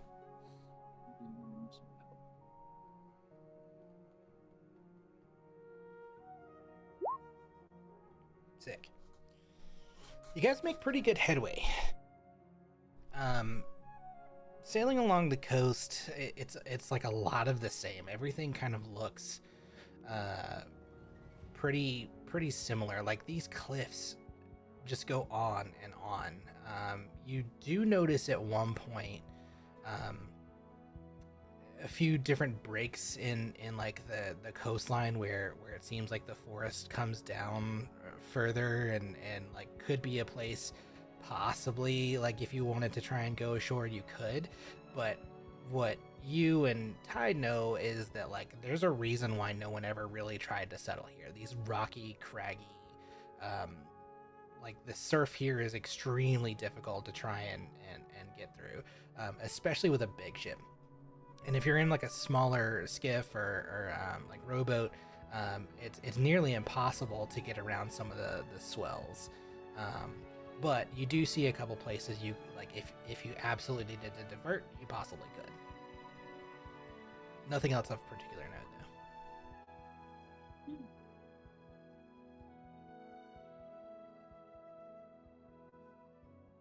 though. But this maybe. Well, never mind. I was thinking. I was like, if the pirate lady's following us, is there any way we might be able to go through somewhere rough where she wouldn't be able to go through? Our ship's about the same size. Your ship is slightly smaller, at least from her main vessel is a little bit larger. Her main vessel's a galleon. This is a little bit more like not a sloop, but caravel maybe sized. Okay. It's a little bit faster. Well, I like that. Yeah. Leon, in the day Santa comes to find you, again, kind of like she seems to be getting out a little bit more than she has the last couple days. She's still very concerned with Callista, and she isn't getting any better. But she does come to find you, and now kind of seeing this shoreline. Well, first of all, where do you think Leon would be? Kind of like midday. I think he's gonna just be doing his, like, I guess he's first mate at this point, right? He's recovered, so just, I don't know, around the ship doing first matey things. First matey things. All right, all you matey. She comes up and I think she's a little bit more comfortable around you just because she watched you try to heal the dwarf in the desert. Mhm. And so she comes up and similar to Tinka, she asks where you are. Like she doesn't, I guess, like she hasn't really been super present thus far. I Leon tries to recall kind of the geography, but I think he's just gonna. We're on the way to some fountain. Tide's the navigator. He can best tell you where we are. What do you mean fountain? I thought you're just going to find some kind of healer. Yeah, that's where we need to go to heal Viz and Callista. A fountain? I thought they knew somebody. I thought they were talking about some ancient druid or something. Somebody who was really connected to healing. What? It's best to ask. Look, Tide said he knew of a place that has healing properties. It might be a person. It might be a found. It's best to ask Tide. He knows where we're going. It really is. But I have faith in him. He's the captain. He's assured me this place we're going has the means to heal Viz. It might be the only place that can heal Viz. Where he knows where we're going. I mean, if you trust them, I don't really have any other choice. It's not like I can go anywhere. If it was within my ability to do so, I would have done, but this is proven to be beyond my abilities. I mean, I've seen what you've been doing. You've been helping keep them both going. I mean, Callista's barely hanging on. Other than hearing her breath every once in a while, I'm not even sure. I think we lose her like every day. We make all the haste that we can. We've been trying to save Viz for a long time now, and now Callista's there too. We're doing the best that we can.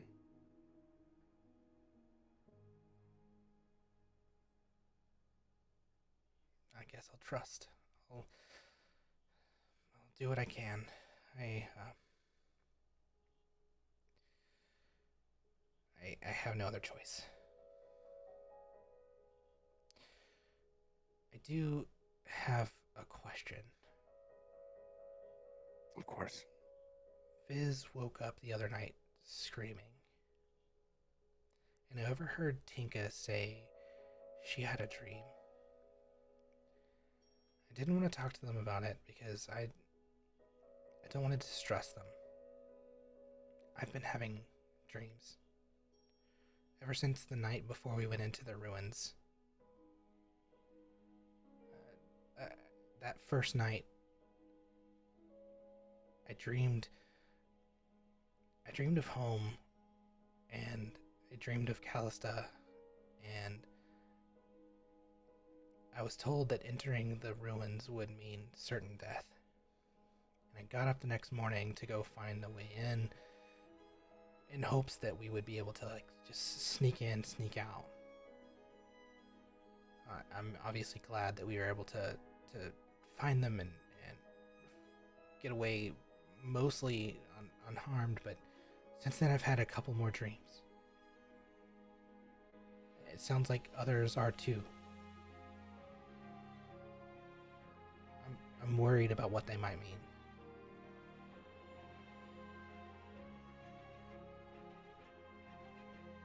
Dreams can be powerful depending on what's causing them and who you are. Do you want to tell me about them, or? All of them have resulted in some kind of death or destruction. Death of Callista, my death. I've actually seen all of your deaths. That's why I'm concerned.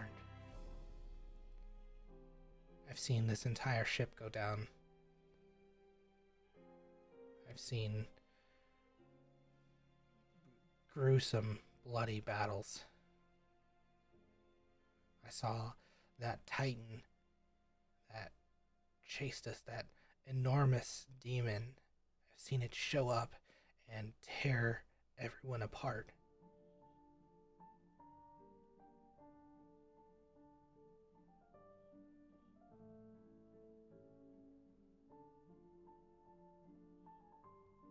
It is a very dangerous journey that we're on, and we certainly have enemies that are very powerful. The dreams that you have, they may very well be in our future, but all we can really do is prepare the best we can so that when the time does come, that we can fight them the best we can. We can't be afraid of what faces us. Your dreams are just as likely to be an outcome or a possible future as they are a being trying to mess with you and make you scared, to make us scared. Dreams are a mystery. As much as they could be the truth, we just don't know. You all seem much stronger than. I mean, I know I've kind of been like going it on my own and doing what I can. I seem rough and tumble, I guess, but I'm not sure I'm cut out to fight in a holy war. I'm not cut out to fight demons. I just want to get Callista safe and want to go home. Everyone has their own path, and yours may only be to be with us during this journey. And maybe that's all. Maybe we save her and you go home, and that's fine. Whatever your path is. That's good. That's good. I think once we're done, once she's safe, once she's healed, once we're back to a port where I can charter passage home, that's what I'll do. Obviously, I'm so thankful for you bringing us along, but I don't think I'm cut out for this.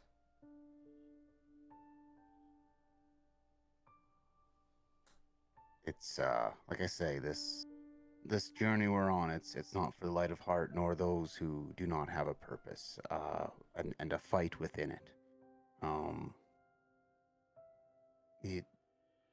I will definitely respect you if you need to go your own way. But no matter what, we will do what we can to save Callista because it's the right thing to do. Thank you, Leon. I'm grateful. Absolutely. And Leon will do he'll pray, to make Tetris bless you, and he will cast bless on her as well. Oh, okay, cool. Yeah, kind of like strengthens her resolve a little bit.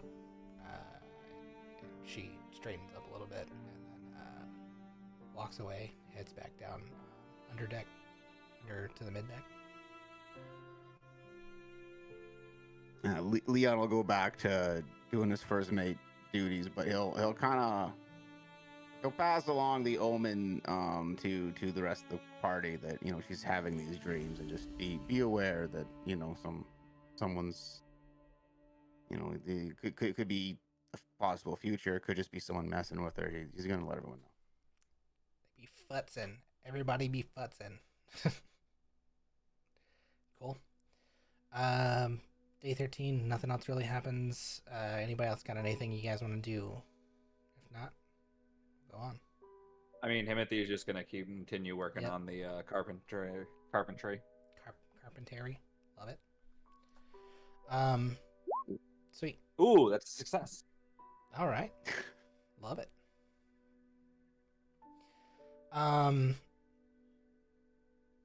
Does that give me another survival at advantage perception straight roll? Okay.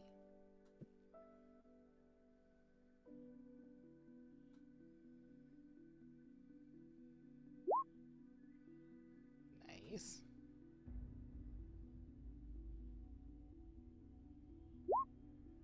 Not as nice.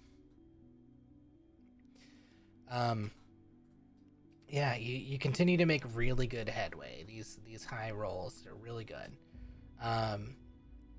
You sail on for most of the day. You seem to have picked up a good tailwind, pressing you forwards, or like I guess further south a little bit faster. You think that you're able to make up probably half a day's travel throughout the rest of the day. You don't really notice anything particularly looming, or I don't know. You don't think you're getting followed again, or anything of that nature. The day is fine. The weather is mostly overcast. You do see clouds. There is still kind of like that snowy dusting off the cliff faces and everything. Nothing else really of note happens though. You've got the day if there's anything you want to do. If not, we'll roll into the evening. I don't have anything planned. Cool.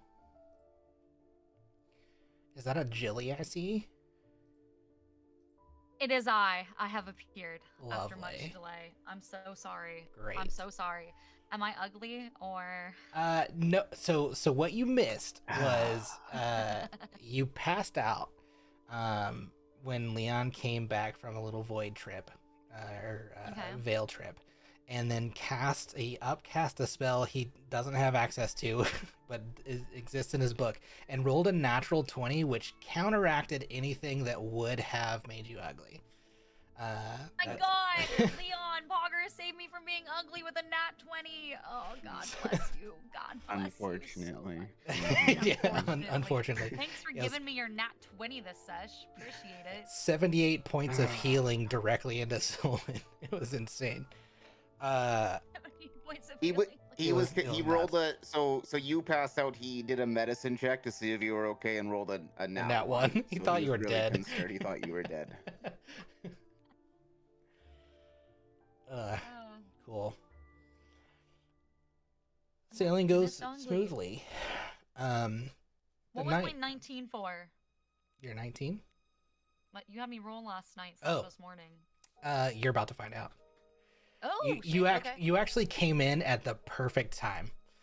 Good. Okay, awesome. Yeah.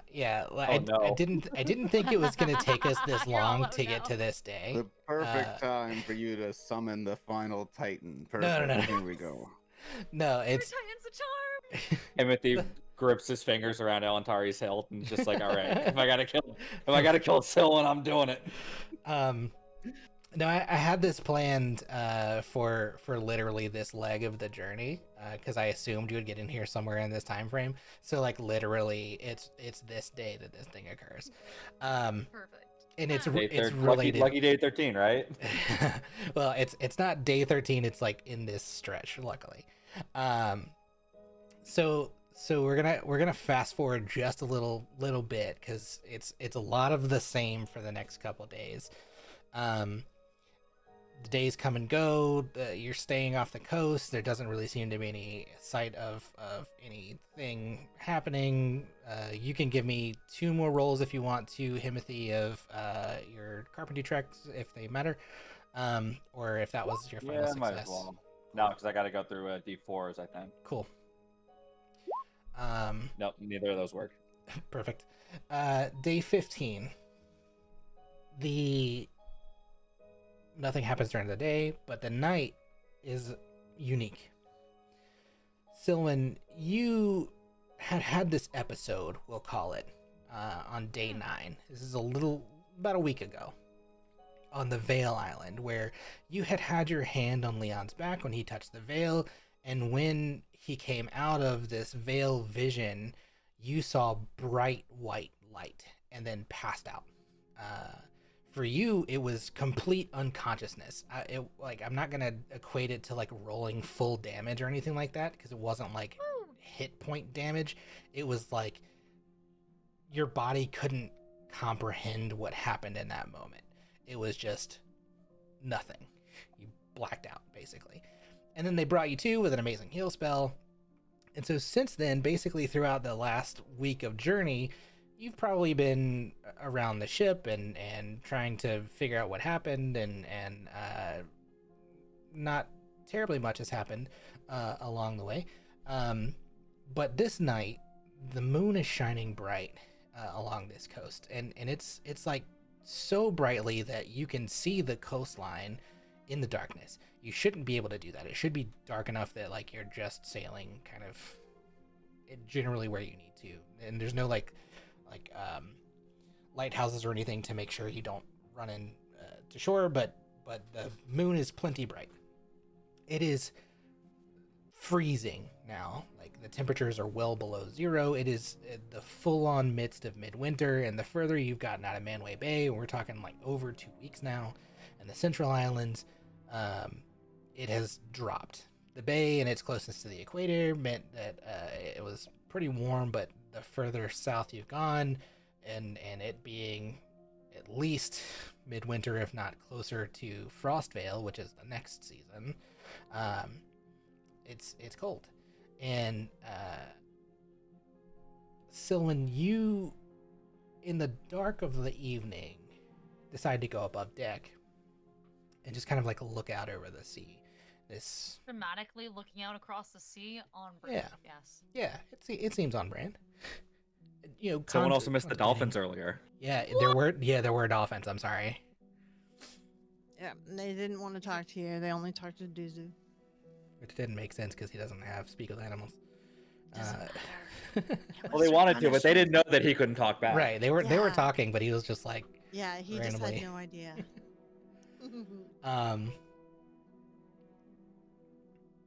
But still, as you're on deck, you look out over a somewhat calm sea, and you notice a wave form off the right side of the ship, and it seems to be kind of running perpendicular to the ship.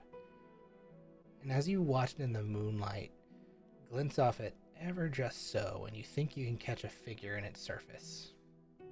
Though you don't exactly know what it is at first. You watch it for a minute. The wave gets larger, gets closer. It's strange that it's moving across this flat surface, this calm surface.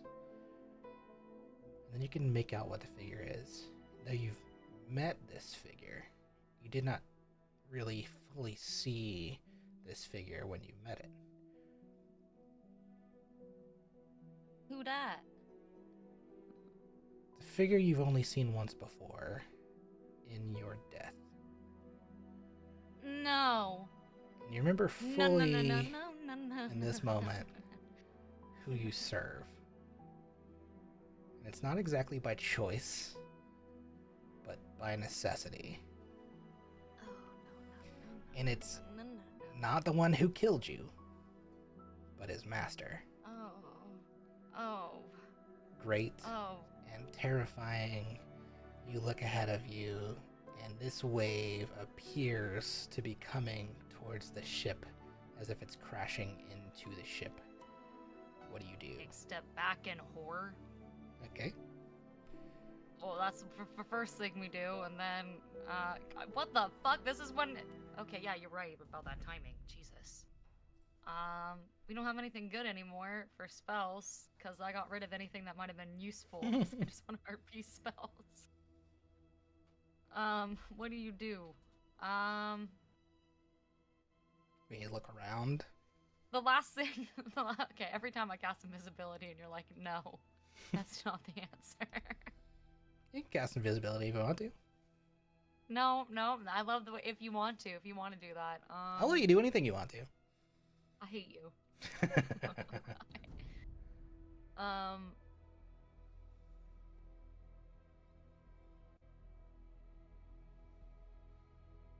Take a step back, hands up in front, like I can make a force field even though I can't. Like, oh no. Moment to like think about what's happening. What can I really do? Yeah, sure. I'm gonna look around. Is there anything I can use? Apollos? To stop a tidal wave? No. To like lash myself to the fucking deck? Yeah, So I I don't mean, get there's fucked up with the absolutely tidal rope. wave? Yeah, there's absolutely rope Okay, that you everywhere? can. Is there you some can- like yeah. easily like accessible with an For arm's sure. reach? Yeah, I'm not gonna make you Okay. roll anything. I'm gonna For grab sure. some rope and lash myself to the fucking deck. Love it. No one else is moving at the speed or veracity or with veracity like you are. In fact, no one else seems to notice this is happening. None of Okay, the I'm night gonna crew. Scream. Okay, you scream. Did anybody pay attention to the stream? Yeah, Brynwyn comes running over to like check on you and like Points at what's tidal wrong? wave. What's wrong? Gestures. What do you mean? Alright, do you not? Can you not? There's Right nothing, there. There's nothing there. I need you to make for me an intelligence saving throw.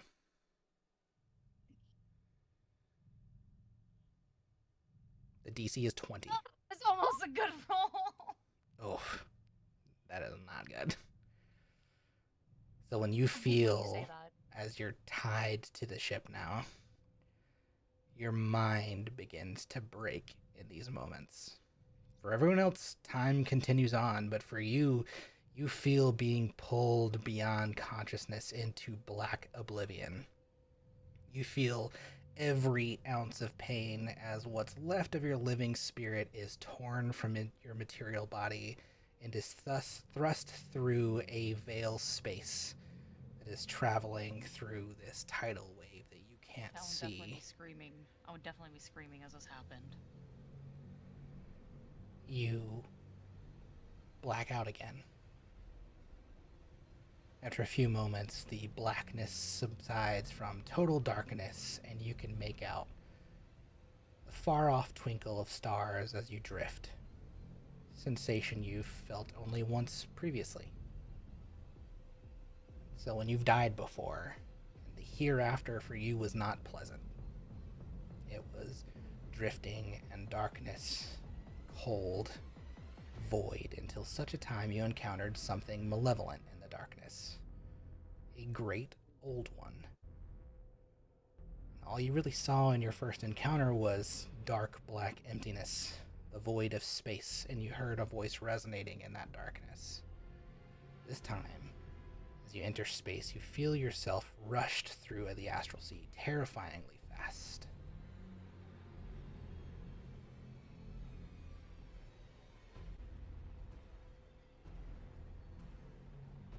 Am I still in pain? Oh, God. Stars and light blurring past you. You have no idea how much time passes while you're in this astral space. You feel like you're drifting for days, maybe even weeks. And over that time, you begin to feel exhaustion from lack of sleep and pains from deep hunger in your gut. You feel like it's consuming you from the inside as you pass through both time and space. You drift until you encounter something familiar and dark. Once again, you drift into a place only you know firsthand to be the abyss. A place of eternal night. There is no sun that reaches here. What light you see comes from the fire and heat of the ground below. You've been on this path before and you've seen some of these sights, but now you have a better understanding as one both partially of the abyss and also with a group seeking to fight against it. You drift high above the surface of the abyss, which is in itself a planet. A planet covered in smoke and fire. Red sands covering the entirety of the surface. From your place drifting above, and moving slower now as you traverse over this planet, you can see crowds of demons racing along the surface, gathering in various places. Some places that look like ruined cities, and others like large naturally occurring structures, or perhaps structures carved from the mountains below. You look down and you can just make out a titanic form on the surface as you continue to drift. A red-skinned, muscular being with great horns emerging from his head and leathery wings from his back, carrying an enormous scythe.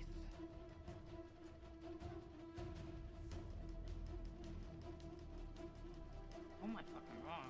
The Titan you know to be Rakdos, and his blade, the Curtain Call. The Titan whose aspect you just released into Kyrios by speaking the words on the floor of the 8th Agora. This must be his physical form, still here in the Abyss. He appears to be at the head of an enormous army of monstrosities.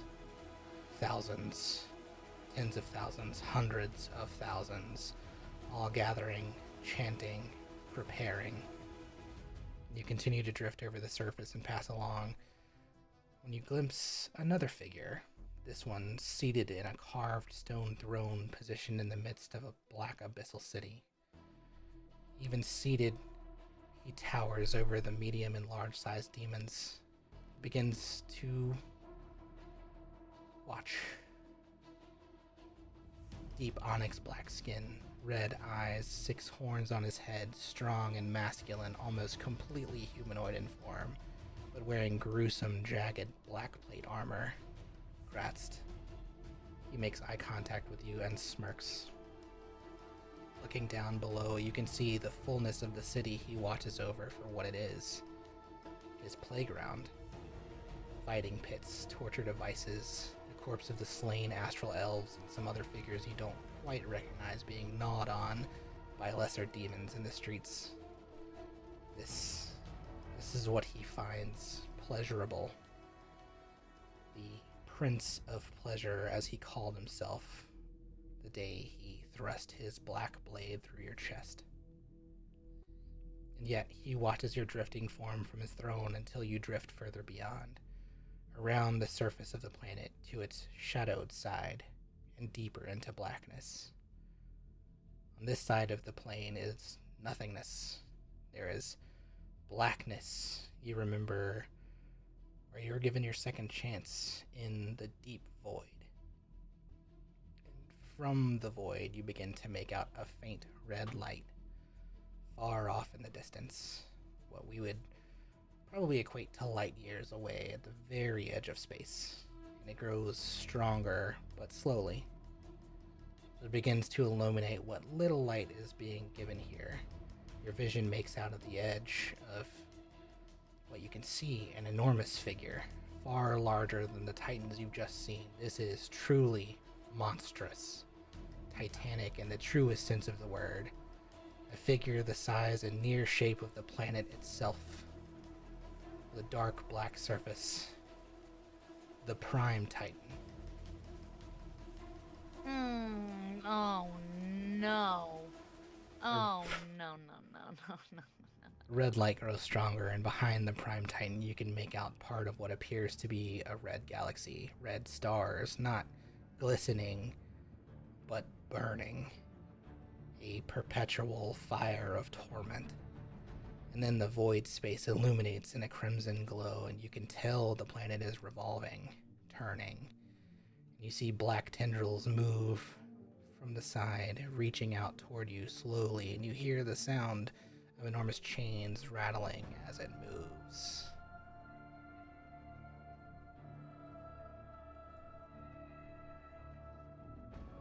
As it turns and the full frame of the being is brought to bear, you see from the center of the planet, cracks along the surface like fissures begin to open. A deep, searing set of burning red eyes open and a face looks at you for the first time. You are overcome with an abysmal dread as you continue to move towards it and have a realization. You are nothing in comparison to this figure, and yet you're being pulled in, dragged into its central flame, a titan so large it has its own gravity. And then it speaks. Ah, the puppet comes to see the puppeteer once again. None have gazed upon me that have not been brought to obliteration, and yet you dare to do so. Have you come to cut your strings or tighten them?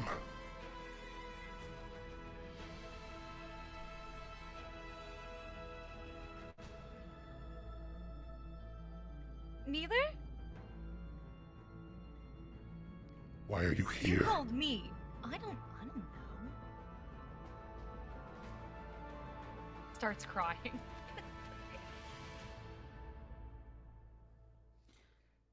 Did you believe you could wander into my abyss without consequence? I hope. Every inch you move forward sows the seeds of your undoing. Someone is like racking her brains trying to figure out if there's any fucking way I can live.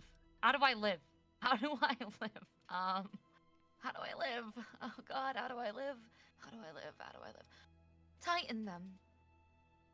Tighten the chains.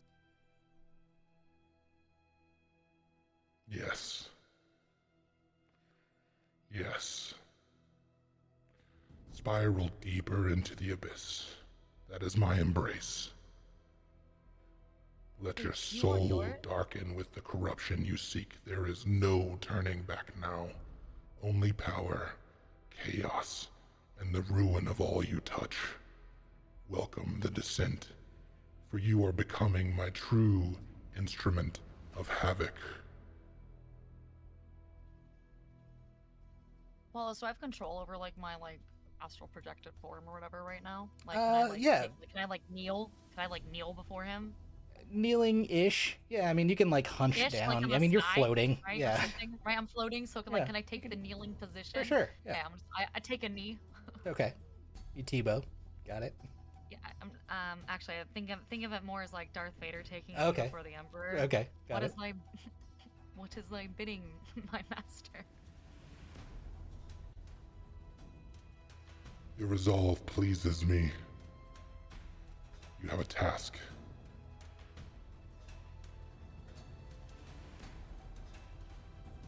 Say the word and it will be done. To prove your loyalty, you must now undertake tasks that serve my will. Your first act shall be to spread my corruption in the heart of your homeland. Will you accept My this? homeland? Of course. Why? There. You are an uninvited guest this time, Silwan of the Telerat Dolanur. Do you think that your people should just be free?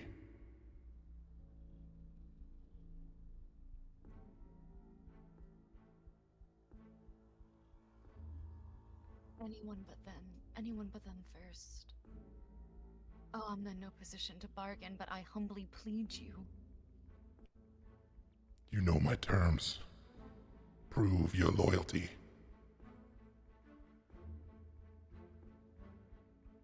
I will not fail.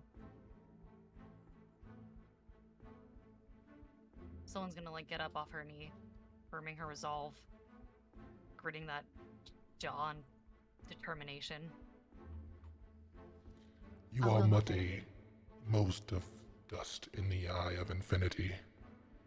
Gaze upon the vastness of my prison in despair, for it is also yours.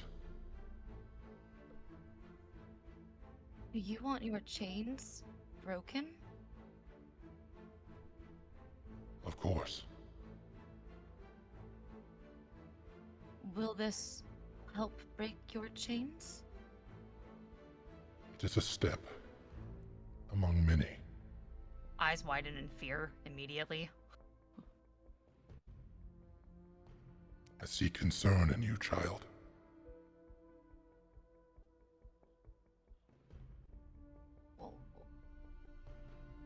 What are you intending to do once free? Consume. Will have what is mine.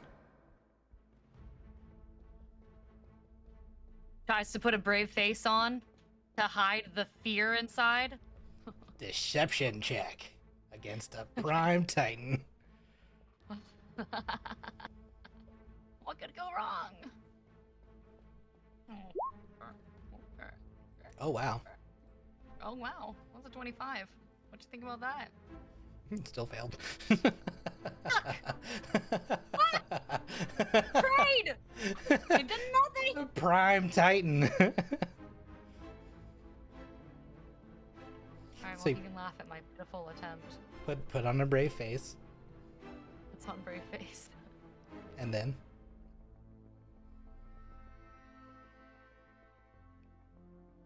How shall I spread your corruption?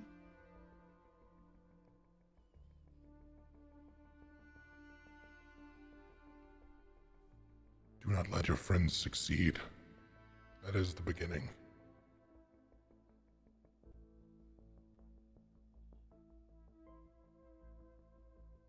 Wait, what did he say? Let my friends succeed?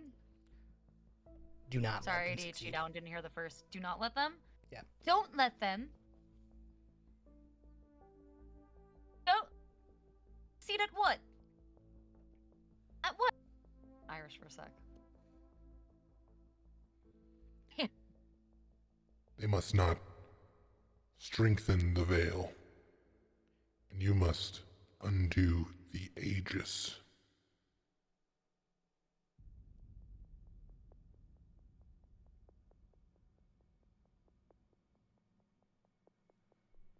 Side note, the Aegis is a magical shield that's around the planet.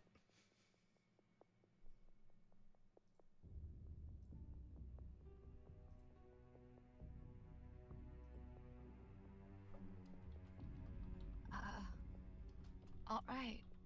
Let's destroy an Aegis.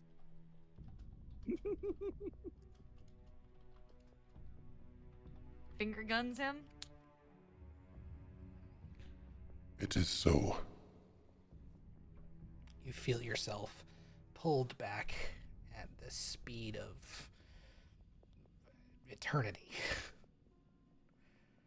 Need you to make another DC 20 intelligence saving throw. God, please don't fucking hate me this time. You're gonna get a shit. Ah!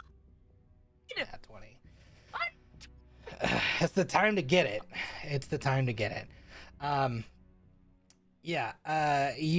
You come back. Anything less than a 20 where there were like effects that would have been not good. You come back and you feel everything that just happened, but you have the complete presence of mind in this moment to know what just happened. No effects, no lingering effects or whatever. You like completely come to in this moment and are fully aware. So we back on the ship? Back on the ship, still tied from where you tied yourself. No tidal wave or anything. Is the crew looking at me like I'm insane? Brenwin's still standing over you, and he's like, "Are you okay? Why have you tied yourself to the ballasts? I don't understand."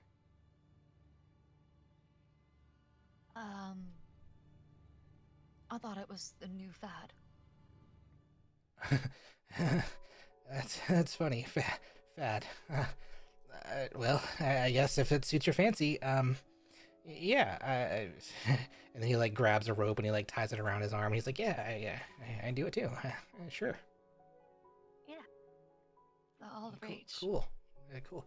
Yeah. Well, I gotta get back to work. You're doing it, so it's not cool anymore.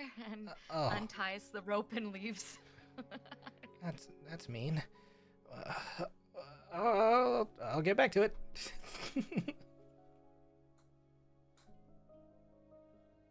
I thought about gift of gabbing, but I think that went fine. I don't remember. Do we have? I'm gonna return below deck and immediately start trying to cook up some food and not tell anybody what happened. Okay. Not telling anyone what happened. I'm just gonna try to pretend like everything's normal and I didn't just go through a horrifying experience where my mind broke.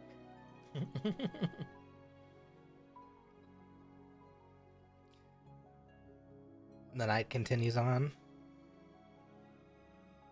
Things go well. No other issues. The morning dawns. Arriving just at the edge of view is a gulf the next morning. Stormwatch Gulf. And that's where we'll pick up next session. Nearing ready to be in the new port.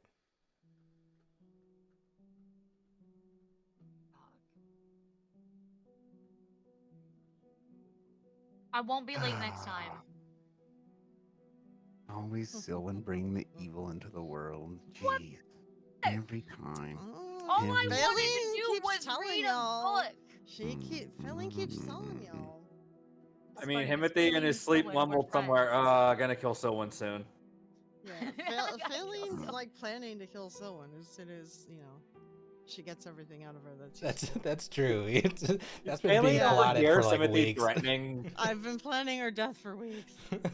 Did Faylene hear when Himothy, like, last session, like, actually openly threatened someone? Yeah. I don't think Pretty- so. I'm pretty Maybe sure I was she was AFK around. for a minute. I probably was there, but I think I was AFK because I don't remember that. Shit, you'll have to remind me.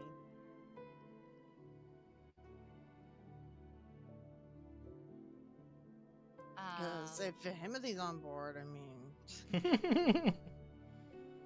Listen, I didn't ask to be cursed by an evil book. All I wanted to do was read a nice book. Leon had a You book. I kinda thought did I'm gonna read a book ask. too. Well, when the book first hurt you, you didn't stop reading it. I was literally compelled to keep reading it. It's literally like addiction. I had an addiction. It's a disease. You did ask the Titan to stab you. Save you all. To save your lives. I don't know. Himothy thinks Oh he my could've god, taken this him. must be how Jesus, Son of God feels. You literally sack yourself to save your friends. You come back, and it's just never enough for them. I don't remember any of that. I think it's a little bit different than Jesus, but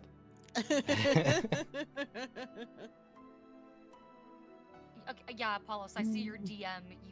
You fucking. I wanted one of the hot ones, not the fucking giant planet.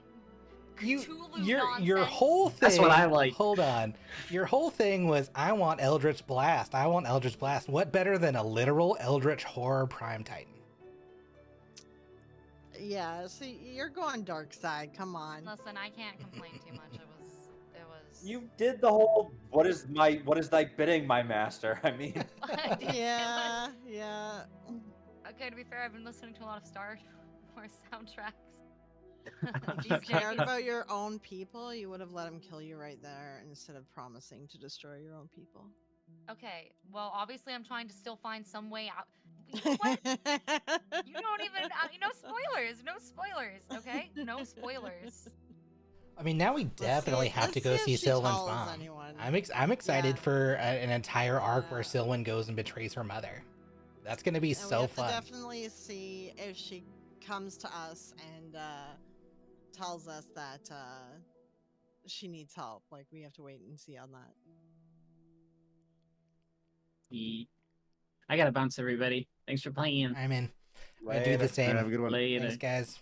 We'll do it again Alright. soon. Yeah, I gotta bounce too. All right, Wait, when have are a we good meeting night. after Father's Day? Is that what we're doing? I think we still need to kind Or of are we gonna sort do the that. same day?